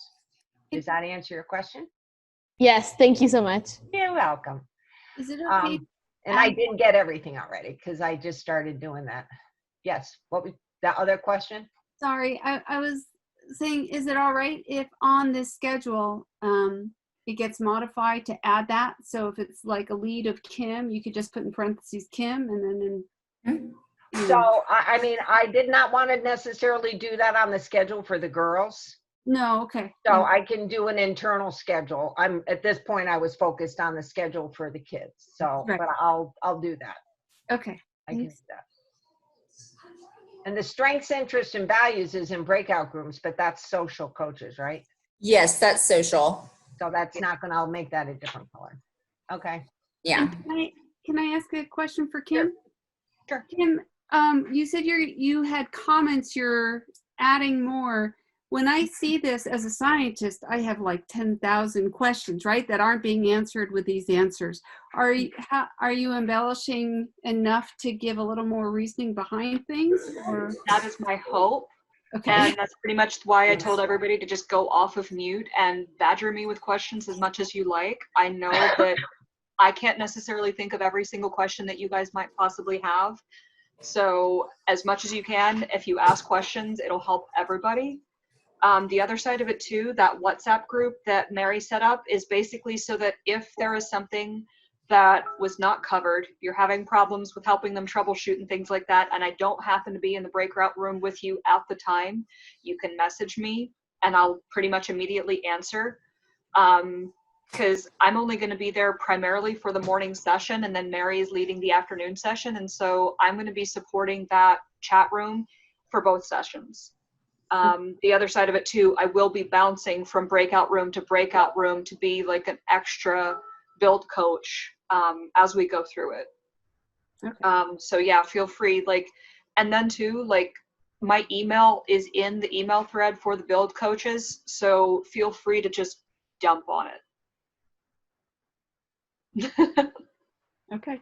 And Mary, social coaches would probably help with steps 1 and 2 as well. I figured I'm going through Yeah. that now. Yeah, just a crossover. Yeah. Okay. Yeah, so we'll be supporting one another during these times. I would say the social coaches probably can take the lead on actually building the cardboard hat. Uh-huh. I have another quick question. Yep. So we have a resistor shortage thing, and I ordered a box. I told you I had them right across from me last night when I did. I heard that. Would this be useful to our camp at all? What, having it right now? No, because everything's been delivered. Okay. Everything has been delivered to all the girls. So, you I'm not delivered to the girls. It's been delivered to the coordinators. So Right. You don't need any more. We're going to go with just 1 or 2 resistors. we'll go with 2 resistors. So each of them are getting 2 resistors. And that they all were mailed the extra ones so that they could give the girls 2. Okay. At this point, I think that's having them build a circuit with 1 resistor will probably be an accomplishment. I'm thinking, having them do what they need to do with the materials they have, I think will be an accomplishment. We can talk to them about, maybe we get some of them excited. They want to buy all this equipment themselves in the future. That'd be awesome. But, okay. Yep. Cool. All right. Other questions? So as a build coach, we're on the Zoom call like the entire time, right? The entire session? Or yeah, pretty much. You don't have to be in necessarily in the. But it's a good idea. It is a good idea for you to be present. Yes. Yeah, I understand that. Are you babysitting? No, I am not. Thank Okay. goodness. I just on Tuesday I have my school registration, but I can do it before it's before 9. So that's all good. Cool. Yeah. That's excellent. How are you, Shayna? You good for next week? You were the 2 that, Sophie, you're in the morning? Yeah, I'm in the morning. Okay. And then Shayna, you're both morning and afternoon, right? Yeah, that's a long day, a long week for you. So make sure you get enough sleep. Okay. Eat well, exercise as often as you can. you can take a break during the inspiration hour and always listen to it afterwards. Okay. So, take a break in the middle of the day. Other than the first day when we're going to do introductions of everybody, you can take a break the rest of the week, but get your workout done before 9 o'clock or after 4. So, yeah. Other questions about the schedule or?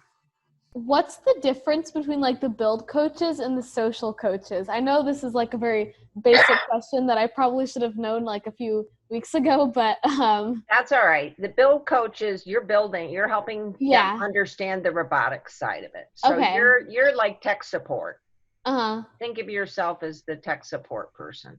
The people on the social coach, they don't have any of the Arduino components. They don't have any of that equipment. So they're not building anything other than helping with the actual construction of the hat, helping them understand how to use Flipgrid.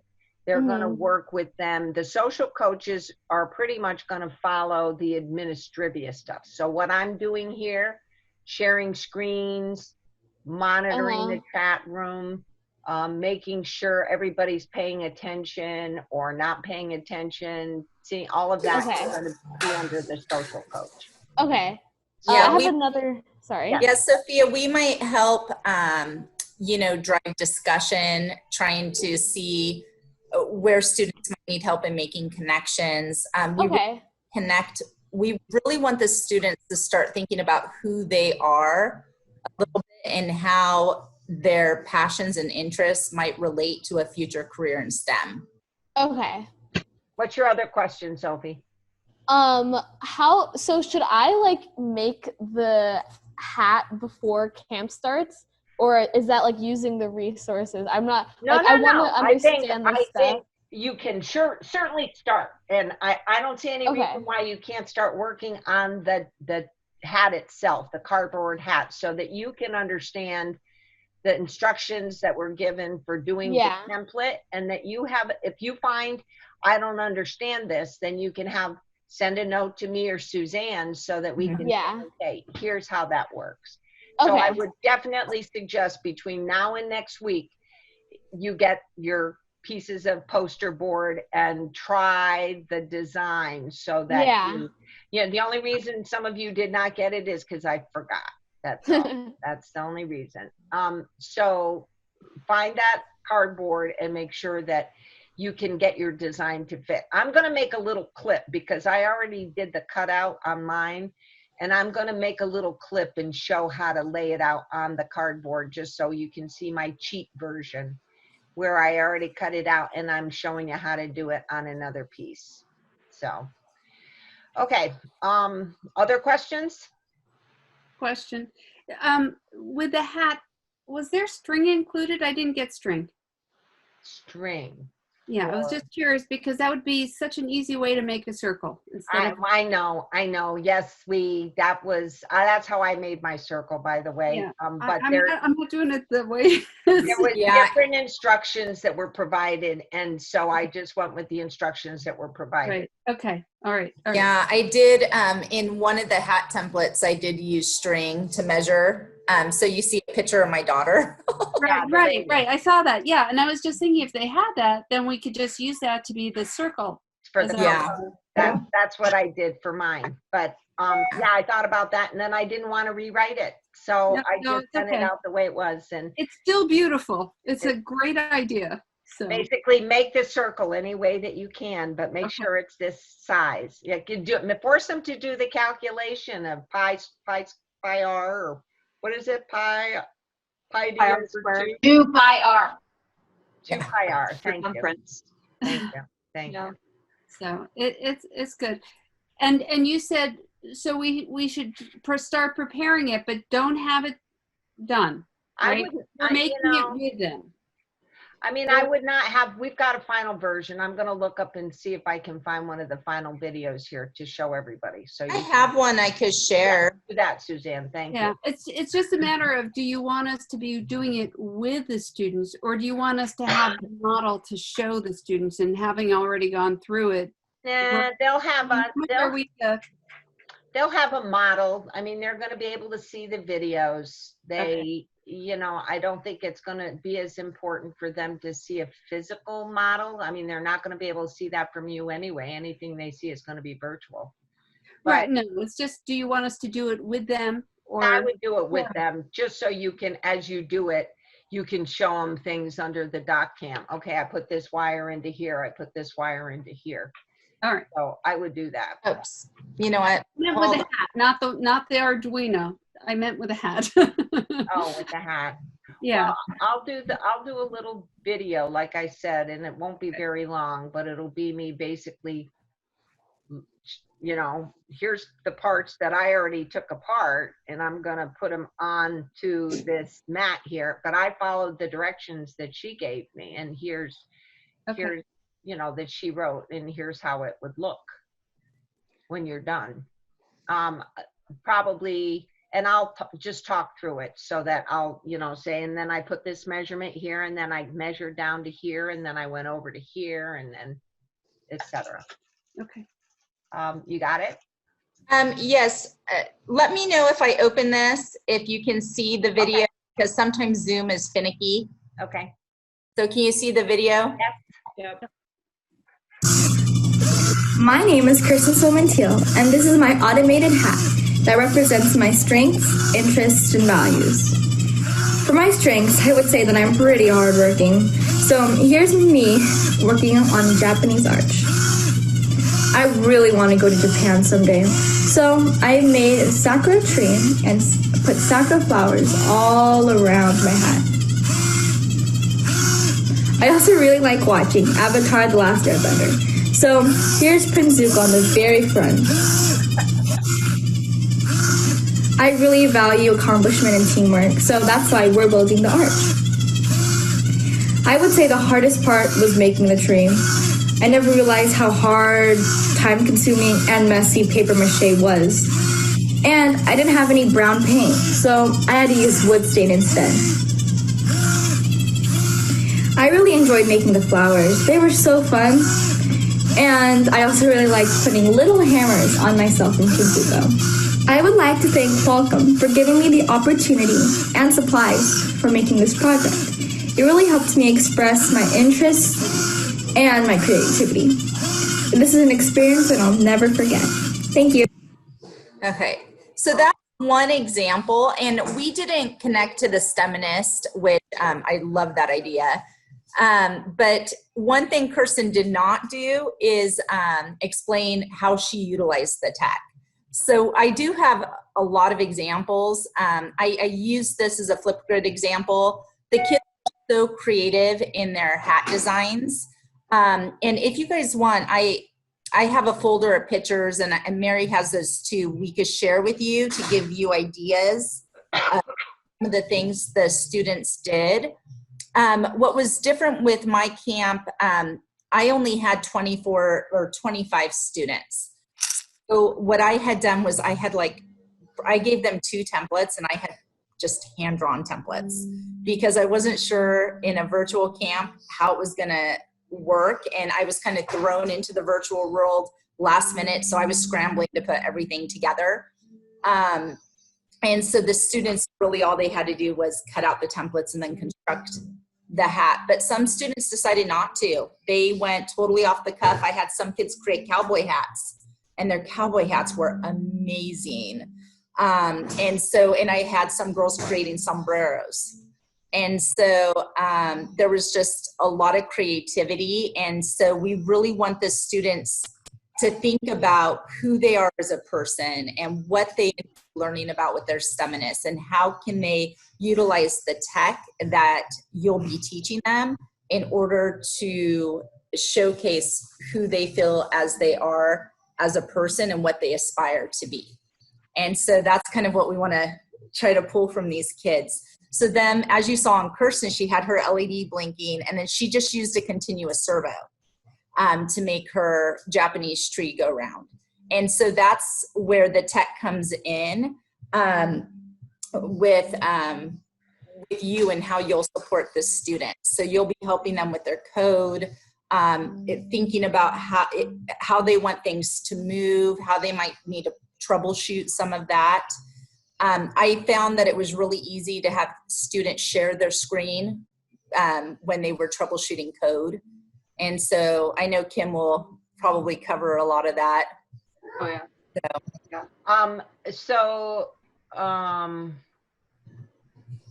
I was going to ask a question about her hat, and I lost when you got talking about code and sharing screen. Dang.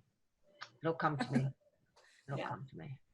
The first part of the week really is to give them a chance to explore all the different ways that they can manipulate the LEDs and the servos. So with the LED blink activities, challenging them with things like, can you do a Morse code statement, stuff like that. Like, think of some kind of a context in which you push them to manipulate the code and break things as much as possible at first, code-wise. The whole principle here is like, fail fast, fail early, fail often, and then as you go along and get through it, like, that's really what's going to build things up for you. One of the big themes of this whole thing that we're doing here is like, we're going to celebrate the epic fails. And so as build coaches, you guys are going to be leading them through all of this, and then like each day, more or less, like as everybody is talking in the bigger rooms, they're going to have basically like a bragging session. Oh, I broke this thing and it was awesome. That kind of idea. Right. So really play with it. Like, don't be afraid to mess things up. Yeah, that's the entire point. Epic fails. So every day we're going to have an epic fail that we're going to share the following morning from different groups. What was the epic fail from yesterday? And so it's, I think that's one of the things that. I'm sharing something, Mary. Cool, I see that. This is an example of a student who just decided to create her own type of hat. So she wanted to go with more of, her family has a Mexican culture, and so she wanted to go for the Mexican cowboy style hat, but she also loves space. And so she used a continuous servo for her astronauts, and it's hard to see in the picture, but she made those out of felt. So the felt that were in the kit, and she actually hand stitched them. And then the rocket ship, she used the positional servo, which is that windshield wiper. So the rocket ship moved. The astronauts were going around like they were walking, doing a spacewalk. And then the moon, she put the LED, this was so clever. She took a styrofoam ball, carved it out, and then stuck the LED inside to give it the moon a glow. And so those are just some examples of what you'll be dealing with the students. So I have a question. So everybody knows, you know, if your kids say, I'm running out of wire, well, if any 22 gauge wire will do. It's like, as long as they might have something around in their dad or mom's tool chest that they can drag the wire out of. I know I got lots of stuff like that around, but it is what it is. Oh, I know what I was thinking. That one video that you played, what was the noise? Was that because it was grinding because of the weight of the tree, or was that a sound? Yeah, it was like the servo. Yeah, those servos, like the computer picks them up really well. So that's something to consider when you're making the videos and stuff like that, is potentially like wrapping the main part of the servo or something like that, or having like cloth or felt over it or something, because they are loud. Wow, that's real. And by the way, servos are rated for load, right? They're rated for torque. So if you exceed their torque values, you can burn them out. Yes. If you try to move too much weight, if you try to do too much work, if there's too much resistance on the other end of the servo, you can burn the motor out. So you need to, as they're starting to think through their design ideas, you're going to need to work with them to maybe scale back some grandiose ideas about what they want to do with their servo, what they want to move. I have a question. Yes. Is there a way that we can take all the materials that we have and that we can walk ourselves through the manual and build one and then get separate materials to be able to walk the students through as we teach it? No. I'm not feeling very comfortable about doing this or teaching it until I do it myself. Well, What I I would mean, say- you can go through it and take it apart. Yeah. You know, all the materials, you should be able to take apart all the circuits once you put them together and take them apart. Your whole, the concept about where you mount them, and that's why I gave you Velcro and some other materials so that you could reposition those servos in the hat if you need to for a better location, because everything's going to go inside the hat or behind the hat. You know, there were some you saw there where they put like a big screen up on the front and everything was behind that. I think it was the cowboy hat. Wasn't that the one, Suzanne? That They had the materials behind. I wish I had my hat. I apologize. I should have brought it. It's in the office and I can bring it for the second one. But mine too, I built with the wires kind of out so I could unhook all my hardware. So definitely I could see you building your hat, going through. If you want to do another hat build, just get a big piece of poster board. And all you need is like a chipboard thickness. It helps to mold. Corrugated cardboard works, but we just didn't want to have to give X-Acto knives, and it's so hard to shape. So that's why we went with a thinner cardboard. But I would definitely go through your hat creation, try to figure out where you would put design, because it will help with your troubleshooting. And then you just keep in mind not to like hot glue your Arduino or tape it in so that you can move it to another hat build. or so that you could take it out and, you know, that's why the Velcro, take it out and then you can show the girls, here's what I did. Here's how I put together my Arduino and my breadboard and my LEDs and all of my positional servos. Mm-hmm. So they all have the quick disconnects, the servos do. So you should be able to disconnect them and then put them. Nothing's getting soldered. So everything is either just stuck in a pinhole or stuck into a quick disconnect. And so everything should be able to be removable and then put back together.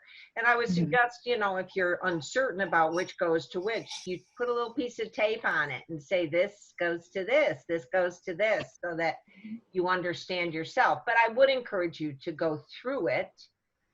If you need more cardboard, like on the hat, I have that and you're close enough that I can get you stuff. But the rest of I can all buy of the kits I don't have. Yeah, it's just all, I mean, the terminology, the what goes where. I mean, you guys lost me a long time ago, quite frankly. And so I need to do a lot of research on my own to feel comfortable about teaching this to anyone. Okay. You know, I don't mind having a separate session too, where we can walk through exactly in the notebook, and I have a document cam. I could help any of you who might need that next week. Yeah. Like If anybody after this session you don't feel comfortable, let me know and I can move things around. I can pull you out. That's not an issue. You know, if you don't feel comfortable doing this, just let me know and I will make sure that I find somebody that can backfill. No, I'm committed. I just have a lot to learn. Okay. And I'm capable of it. I just need to do it. Okay.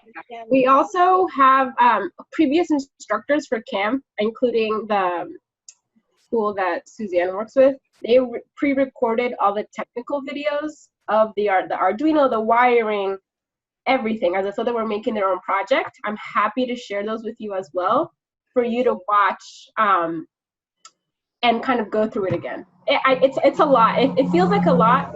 You'll notice that after a day or two, you're like, oh, this is actually pretty easy. So it can be overwhelming, but it's honestly, if a 12-year-old can do it, you can do it for sure. Exactly. And Joan, was it last week, Joan, or the week before? You and we went through all of the Arduinos, all of the servos, and we tested them all. And initially I'm thinking, I've never done this. I hope I don't burn anything out. And it was like by the time I was on 160, I'm like, okay, I got it. You know, stick them in the, and that it's going to do this. And so you kind of start to think a little bit more about it. I can also send you the specs out if I can find them on the positional servos, just saying, you know, don't put anything that's 2 pounds is the max you, or 6 ounces or something. That don't try and move anything more than that. But I would keep it lightweight, and that's probably going to be the best thing. These are all minis. These are not normal size servos that might be used for a lot of things. These are mini servos. And it's servo motors is what they are. It's a little motor in there with a bunch of windings that can burn out. And a lot of extra parts. So There are a lot of extra parts that you don't need. So, and you know, and I realized that like after I packed all the kits, I went, I probably should have taken out half of these parts, because the long screws are if you were to mount it into a surface. And so get rid of those right away.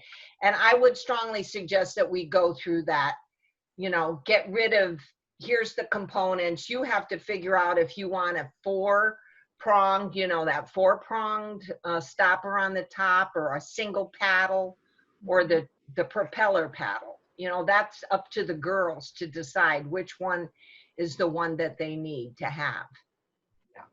And so I didn't really want to mount any one of them onto the shaft, because I wasn't sure what design that they were going to go with. And so we'll have to work through that. But yes, those long screws, you can toss them and tell the girls to toss them right away. We aren't going to use them. The ones that are in this little baggie? Yes. Yeah. Only one of those. They only really need one of those screws to screw in one of the parts. Any of the components that they screw in on the top of the gear, there's a little gear housing on the motor itself, and then there's those little paddles, and it just sits on top, and then you screw a little screw into the top. So, and it's a tiny screw you need. Yeah, it's the tiny one.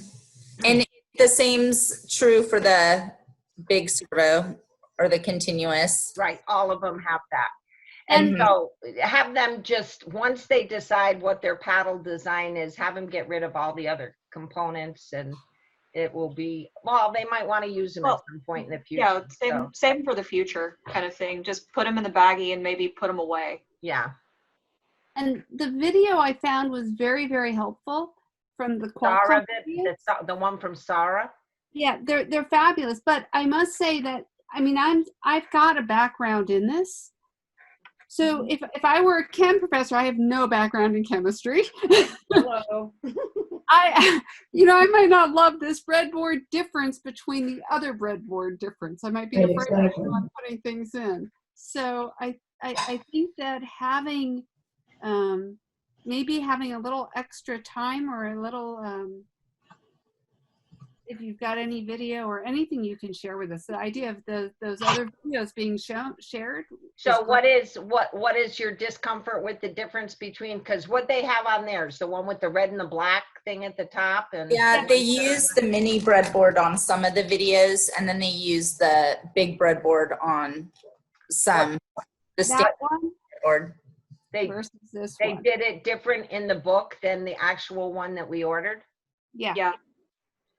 And that's why I was going to go through, and I'm thinking for next week, I'm going to set up that cam, and I'm actually going to go through a build and show you guys step by step everything in the process. Are you using one of these? Yeah, I'm going to use the big one. Excellent.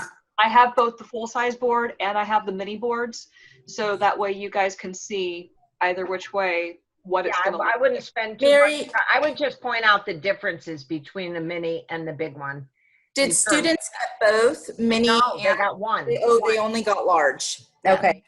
So I want to just give a heads up, because the camp that I'm observing now was using the big one, and they'll say like, okay, put on row 10, put the resistor or the wire, but the Arduino also has numbers. So just one big warning is that when you are using the breadboard, be clear okay, we're putting the because we had kids putting wires in the funkiest places, or just align them. So if you're using row 13 on the Arduino, use row 13 on the breadboard too, just to keep it aligned. And maybe practice it that way yourself as well, just to make sure at least some aspect of all the numbers being thrown around is consistent. So I wanted to print out the notebook, but should I wait until the changes are made to do that? Yes. So will you let us know? Because I want to make sure and have that, so I'm not looking at all these different screens. If I have it in print, it's going to be a little easier for me. Yes, and I think what she said is she actually has some comments in the one that's up there now, and she's going to incorporate those comments into her final. So let us know when we should print it. Okay. And I'm one of those that prints nothing, if I can help it. So I printed it up because I like having something. I have to stare at my screen. I know. I'm one of those, I really need like 4 screens instead of having 25 apps open on one screen. So the girls won't have it printed either, correct? The girls will have it printed. Oh. Yeah, they'll have it like this where there's no answers. So they'll be filling in. The copy Kim's making for you, she's actually putting the answers. And it's strictly instructors. Your version is instructor's version, but the pictures will all be the same. They won't get the clarifications about the breadboard and the different, you'll have to explain that to them. Got it. And I mean, I don't have it, but I will have it. Okay, yes, you will. Okay, good, thank you. After all of this, you want to have a build along. I can build with you later if you want. Okay. I've got a Zoom. It makes it so much easier when you're together. I know you can like, oh, here. This makes it a lot more challenging. But I would ask that we got 12 minutes left, and I do want to try and just go into breakouts for a minute and then come back. Okay. I would try and figure out what you're going to do with DocCam. And then next week, we will work through how you incorporate that DocCam into the Zoom session. So that one that I sent you with the soup cans, even if you use a box for your DocCam, the process of signing your cam in is going to be the same, whether you are signing in using that box design or the soup can design, and whether you're using an iPad mini or your iPhone. You know, you'll still have to turn your audio off. You'll still have to position it. And do you have to go in versus in a second account? Is that what you have to do, Suzanne? You'll basically log in with whatever you're logging into to use as a DocCam into Zoom. So you'll be logged in with your computer where you can see your face, and then your DocCam will be logged in. So you might want to name like your name and then Cam or something, you know. So that we know the difference between you, Heidi, and Heidi's DocCam. Yeah, and what Kim, Mary, and I had discussed was it might be helpful to put which STEMish room you're in. So you could put like Gladys Heidi Cam or something like that. So we know exactly which room. So Mary can just throw your camera into the room that you'll be in. Okay. I think it is possible to hook your phone or your iPad directly up to your computer, and then you can share whatever that is displaying directly with the computer. So if you have the right cable to do that, that might be slightly simpler for some people and fewer things to manage. Yeah, I think. So maybe people can figure out what system they're gonna use by the next training session, so that then you'll have it all set up and you guys can know what we're using, and we can. And if anybody wants to try something, just call me. I can set a Zoom session up instantaneously, and we can try something in this setup, what we have set up here. And I've got a pro account, so it's a little bit better than a basic, has a few more options on it. I'm gonna just shoot us into a breakout room. As I said before, Vanessa, you weren't here, I don't think, at the time. where you're not in the one you belong in, and each person is going to be in one breakout room, but all I want to do is go into the breakout room and see what features I have available as the host or co-host to bop from room to room. So I'm afraid though, if you're a co-host, I'm the only one that's not assigned to a room. If you're a co-host in a room, that if you bop, your room closes. I'm thinking. Yeah, that doesn't happen. You can bop around once. If you're a co-host, you have to be put initially into a room, and once there, you can bop around to the other room. Let's practice. Okay, I'm going to go into breakouts right now, and then we won't be in there more than a minute. All right, it says opened. You've been invited to join. So yeah, there we go. Everybody's leaving. Everybody's leaving. Okay. Broadcast a message. Now, how do I go see what's going on in? Oh, I see. I see.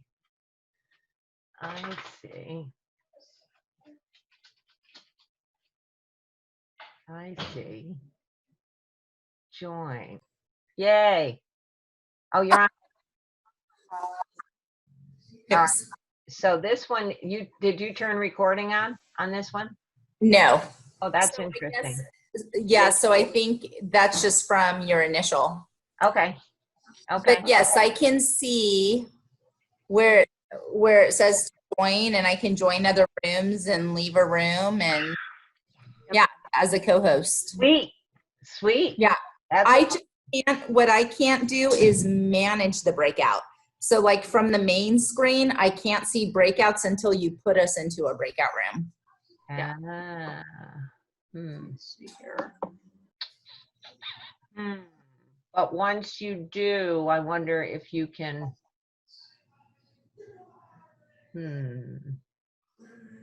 Yep, Kim just popped out. Yeah, I saw that. I'm looking at, so all I can do here is this. All right. Well, then that just means I'll have to keep driving. Okay. Yep. And I just got confirmation that I can bounce back and forth. No big deal. Okay, cool. All right, I'm going to go join one more, and then I will, since we're just hanging out in the co-host room here, and then I will close this back out. Sounds good. Hello, Vanessa. Oh, wow. So every time I come in, it records it. It's already recording all the breaks. So this will be interesting. I've not done breakout rooms before. So in terms of the recording, it'll be interesting to see what it actually does. If it just records my screen because I'm the host, or if it's recording what's going on in every room. That's a great question. Let us know once you hang up. I know all the videos start to render. Let us know, because if it's all of them, that'd be cool. Okay. Okay, yes, we can bop from room to room. And so I think that's going to help all of us. All right, I'm going to close the room. I can't bop from room to room. Not at this point, but I will make you a co-host, and that way you can bop from room to room. Okay. Okay? You can't control it. You can't manage the rooms that you're in, but you can hop around. Yes. I need to figure out how I can give somebody management responsibility in a breakout room. And maybe that's through roles. I don't know. Okay.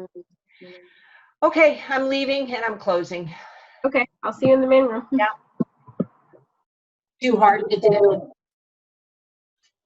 That was a concern, was our lab classes, and the students really want to be there. So we're hybrid, and I've got everything all set up to be hybrid, but Friday is the final decision on that. So it's very hard to plan when you don't know what the modality is going to be. Yeah. You're on mute, Mary. I make a lot of assumptions that the modality is not going to be in person. That's. Yeah, I mean, I was just saying, Cal State decided, in about the middle of the spring quarter that we would be online for the fall. And I thought it was a little bit of a crazy early decision, but I also was grateful because, you're capable of planning. Yeah. They're even talking now that we should assume we will be on online in the spring quarter and the spring semester as well.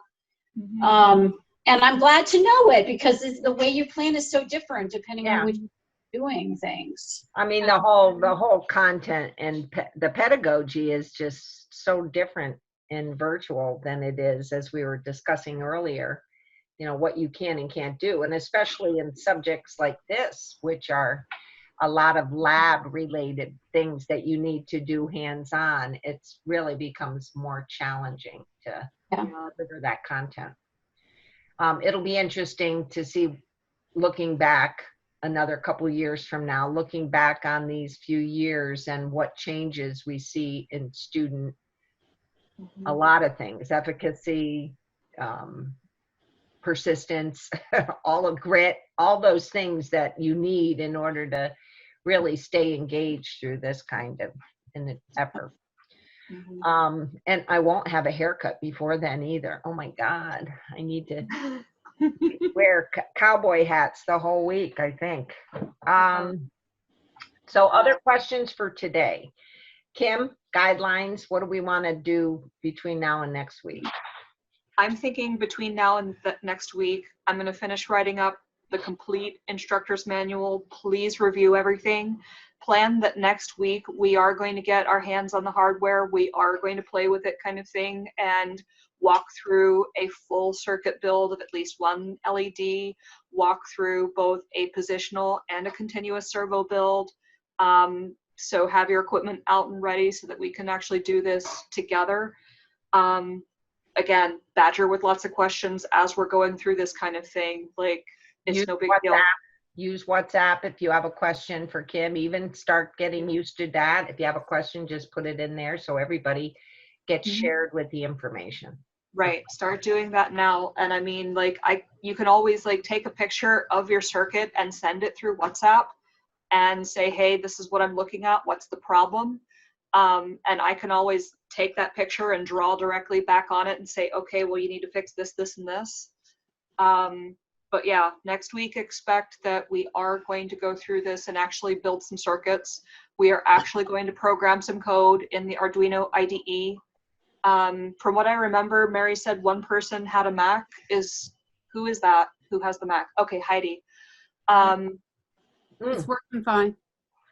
It's working fine? Excellent, great. I've done. Do you have a Mac too? I do. Okay, Dwayne's got a Mac too. All right, cool. Because has everybody downloaded the IDE? I did, but after I started playing with it, there was an update, and I didn't do the update. Go ahead and do the update. Okay. Yeah, go ahead and do the update, and if we need to, we'll play with it, kind of thing. And both of you have USB ports on your Mac? I do. No? No, I got the adapter. All right, cool. So at least now we know what we're dealing with here. God, Mac is silly sometimes. I'm sorry. I love them though. Oh, I get it. I get it. Like, one of my biggest complaints with engineers for years and years and years, I come from a dual background. I actually have a bachelor's in anthropology and engineering. Engineers don't understand the people. It's 12 o'clock. And it just drives me absolutely crazy. So where Apple got it right is that they actually designed a very user-friendly experience, by and large. They've done one of the best user experiences of any of the other platforms that I've seen out there. That being said, it's like playing with a child's toy. It's not good for programming, so that's why I'm like, True.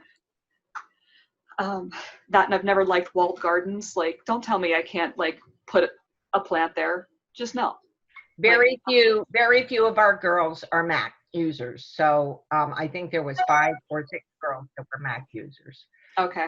Tried to play around with the IDE and my own Arduino on my Mac, and it's fine. There's like slight changes that you can just voice during camp, but aside from that, it's not too different. Yeah. Yeah. The only potential issue that we were talking about was because I sent all that stuff on the USB.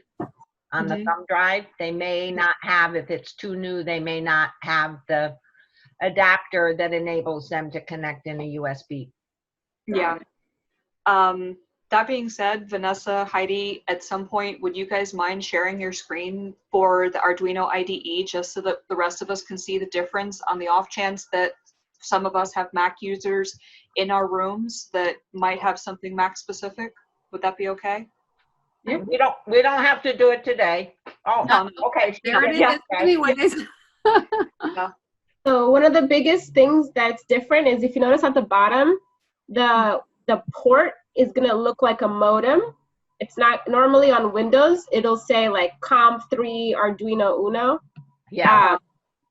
With Macs, it's gonna show up as a modem. So some kids might be confused, but it'll still say like in parentheses Arduino, or if your Arduino's plugged in, it should be that. Yeah. No, mine's not plugged in right now. Then it's not that one. And I think it'll say like in parentheses all that, and then Arduino Uno. Yes, exactly. Okay. And in case you guys were wondering, Uno just refers to the model of the board. Right. Arduino is actually an Italian board maker. This particular board happens to be one of many, many different types of programmable control boards out there. Arduino just happens to be very popular for hobbyists. If you guys have ever heard of Raspberry Pi, that's another type.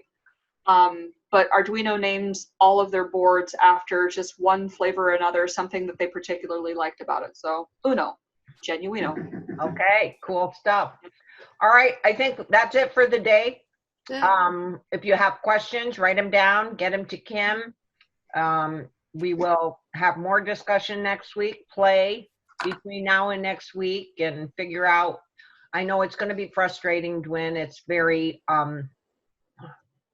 it's frustrating having to do something new and not really have excellent instruction for how to do it. So part of your job is to get the girls through this experience, and hopefully one of us will have at least one epic fail that we'll be able to share. I can install a capacitor for you. Yeah. And Kim, by the way, broke her nose. Her doggy broke her nose earlier this week, and she's headed off to the doctor shortly to have her nose looked at. So she's, we want her a happy camper at the time we start.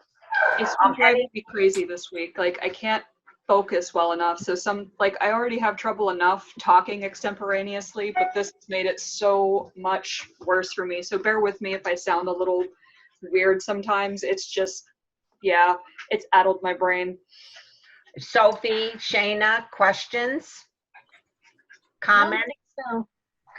Yeah, I think I'm good. This sounds like a lot of fun, so I'm excited to learn how to use it. I'm not super familiar. My dad is really into this stuff. He's really excited for me, so. Nice. Dad, take it out. He's behind me, and we're gonna work on it. So he's getting on. Watch the videos and follow it along step by step. And there's also PDF resources too, so you can use PDFs to build and use what? There's PDF resources. Oh, PDFs. Okay, and it's no problem if I cut the wires, right? Like, no, to cut. You can, absolutely. The wire's there to be cut. There's wire cutters in there. And so cut them to the length. We're just saying be thoughtful. And I'm sure if your dad is as geeky as you say he is, I'm sure he's got some more wires. Yeah, we have lots of materials that we can use. You could use if you need it. So okay. No, that's for cutting. Awesome. Well, thank you so much. You're welcome. Shayna? I think I'm good, yeah. Dwin?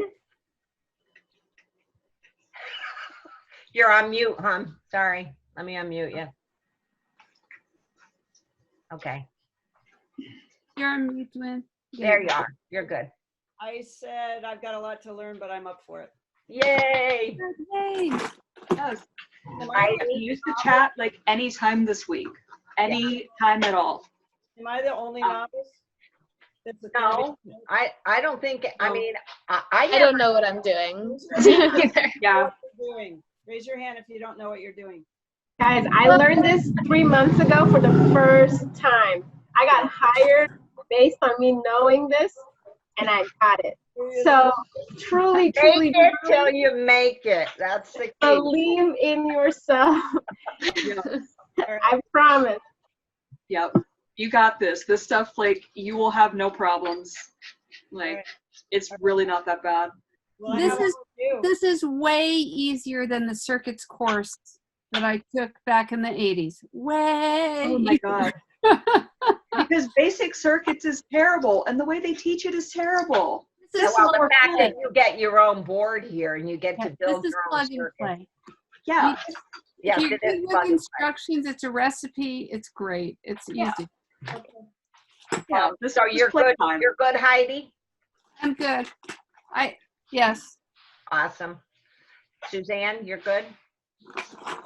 Vanessa, you good for the week? Mhm. For the good of the order? I'm speaking today with the teachers who were able to pre-record the video, so I'll try to have it to you by the end of the day. It'll probably be a Google Drive, Google folder, so I'll try to share it by the end of the day. And we should work on our Flipgrid intro. You can, and she sent out, Suzanne sent you out links, I think, right to the grid. Yes, so the instructors who have created an educator account, then I've been adding you as co-pilots. So if you haven't done that yet, go ahead and just, all you have to do, I sent out an email. You just go to flipgrid.com, create an educator account. Create it. If you just let me know, I'll send you the invite to be a co-pilot. And it's free. Record your introduction video. Cool. Okay, cool. Then we'll see you all next week. Suzanne, I have a question. Yeah.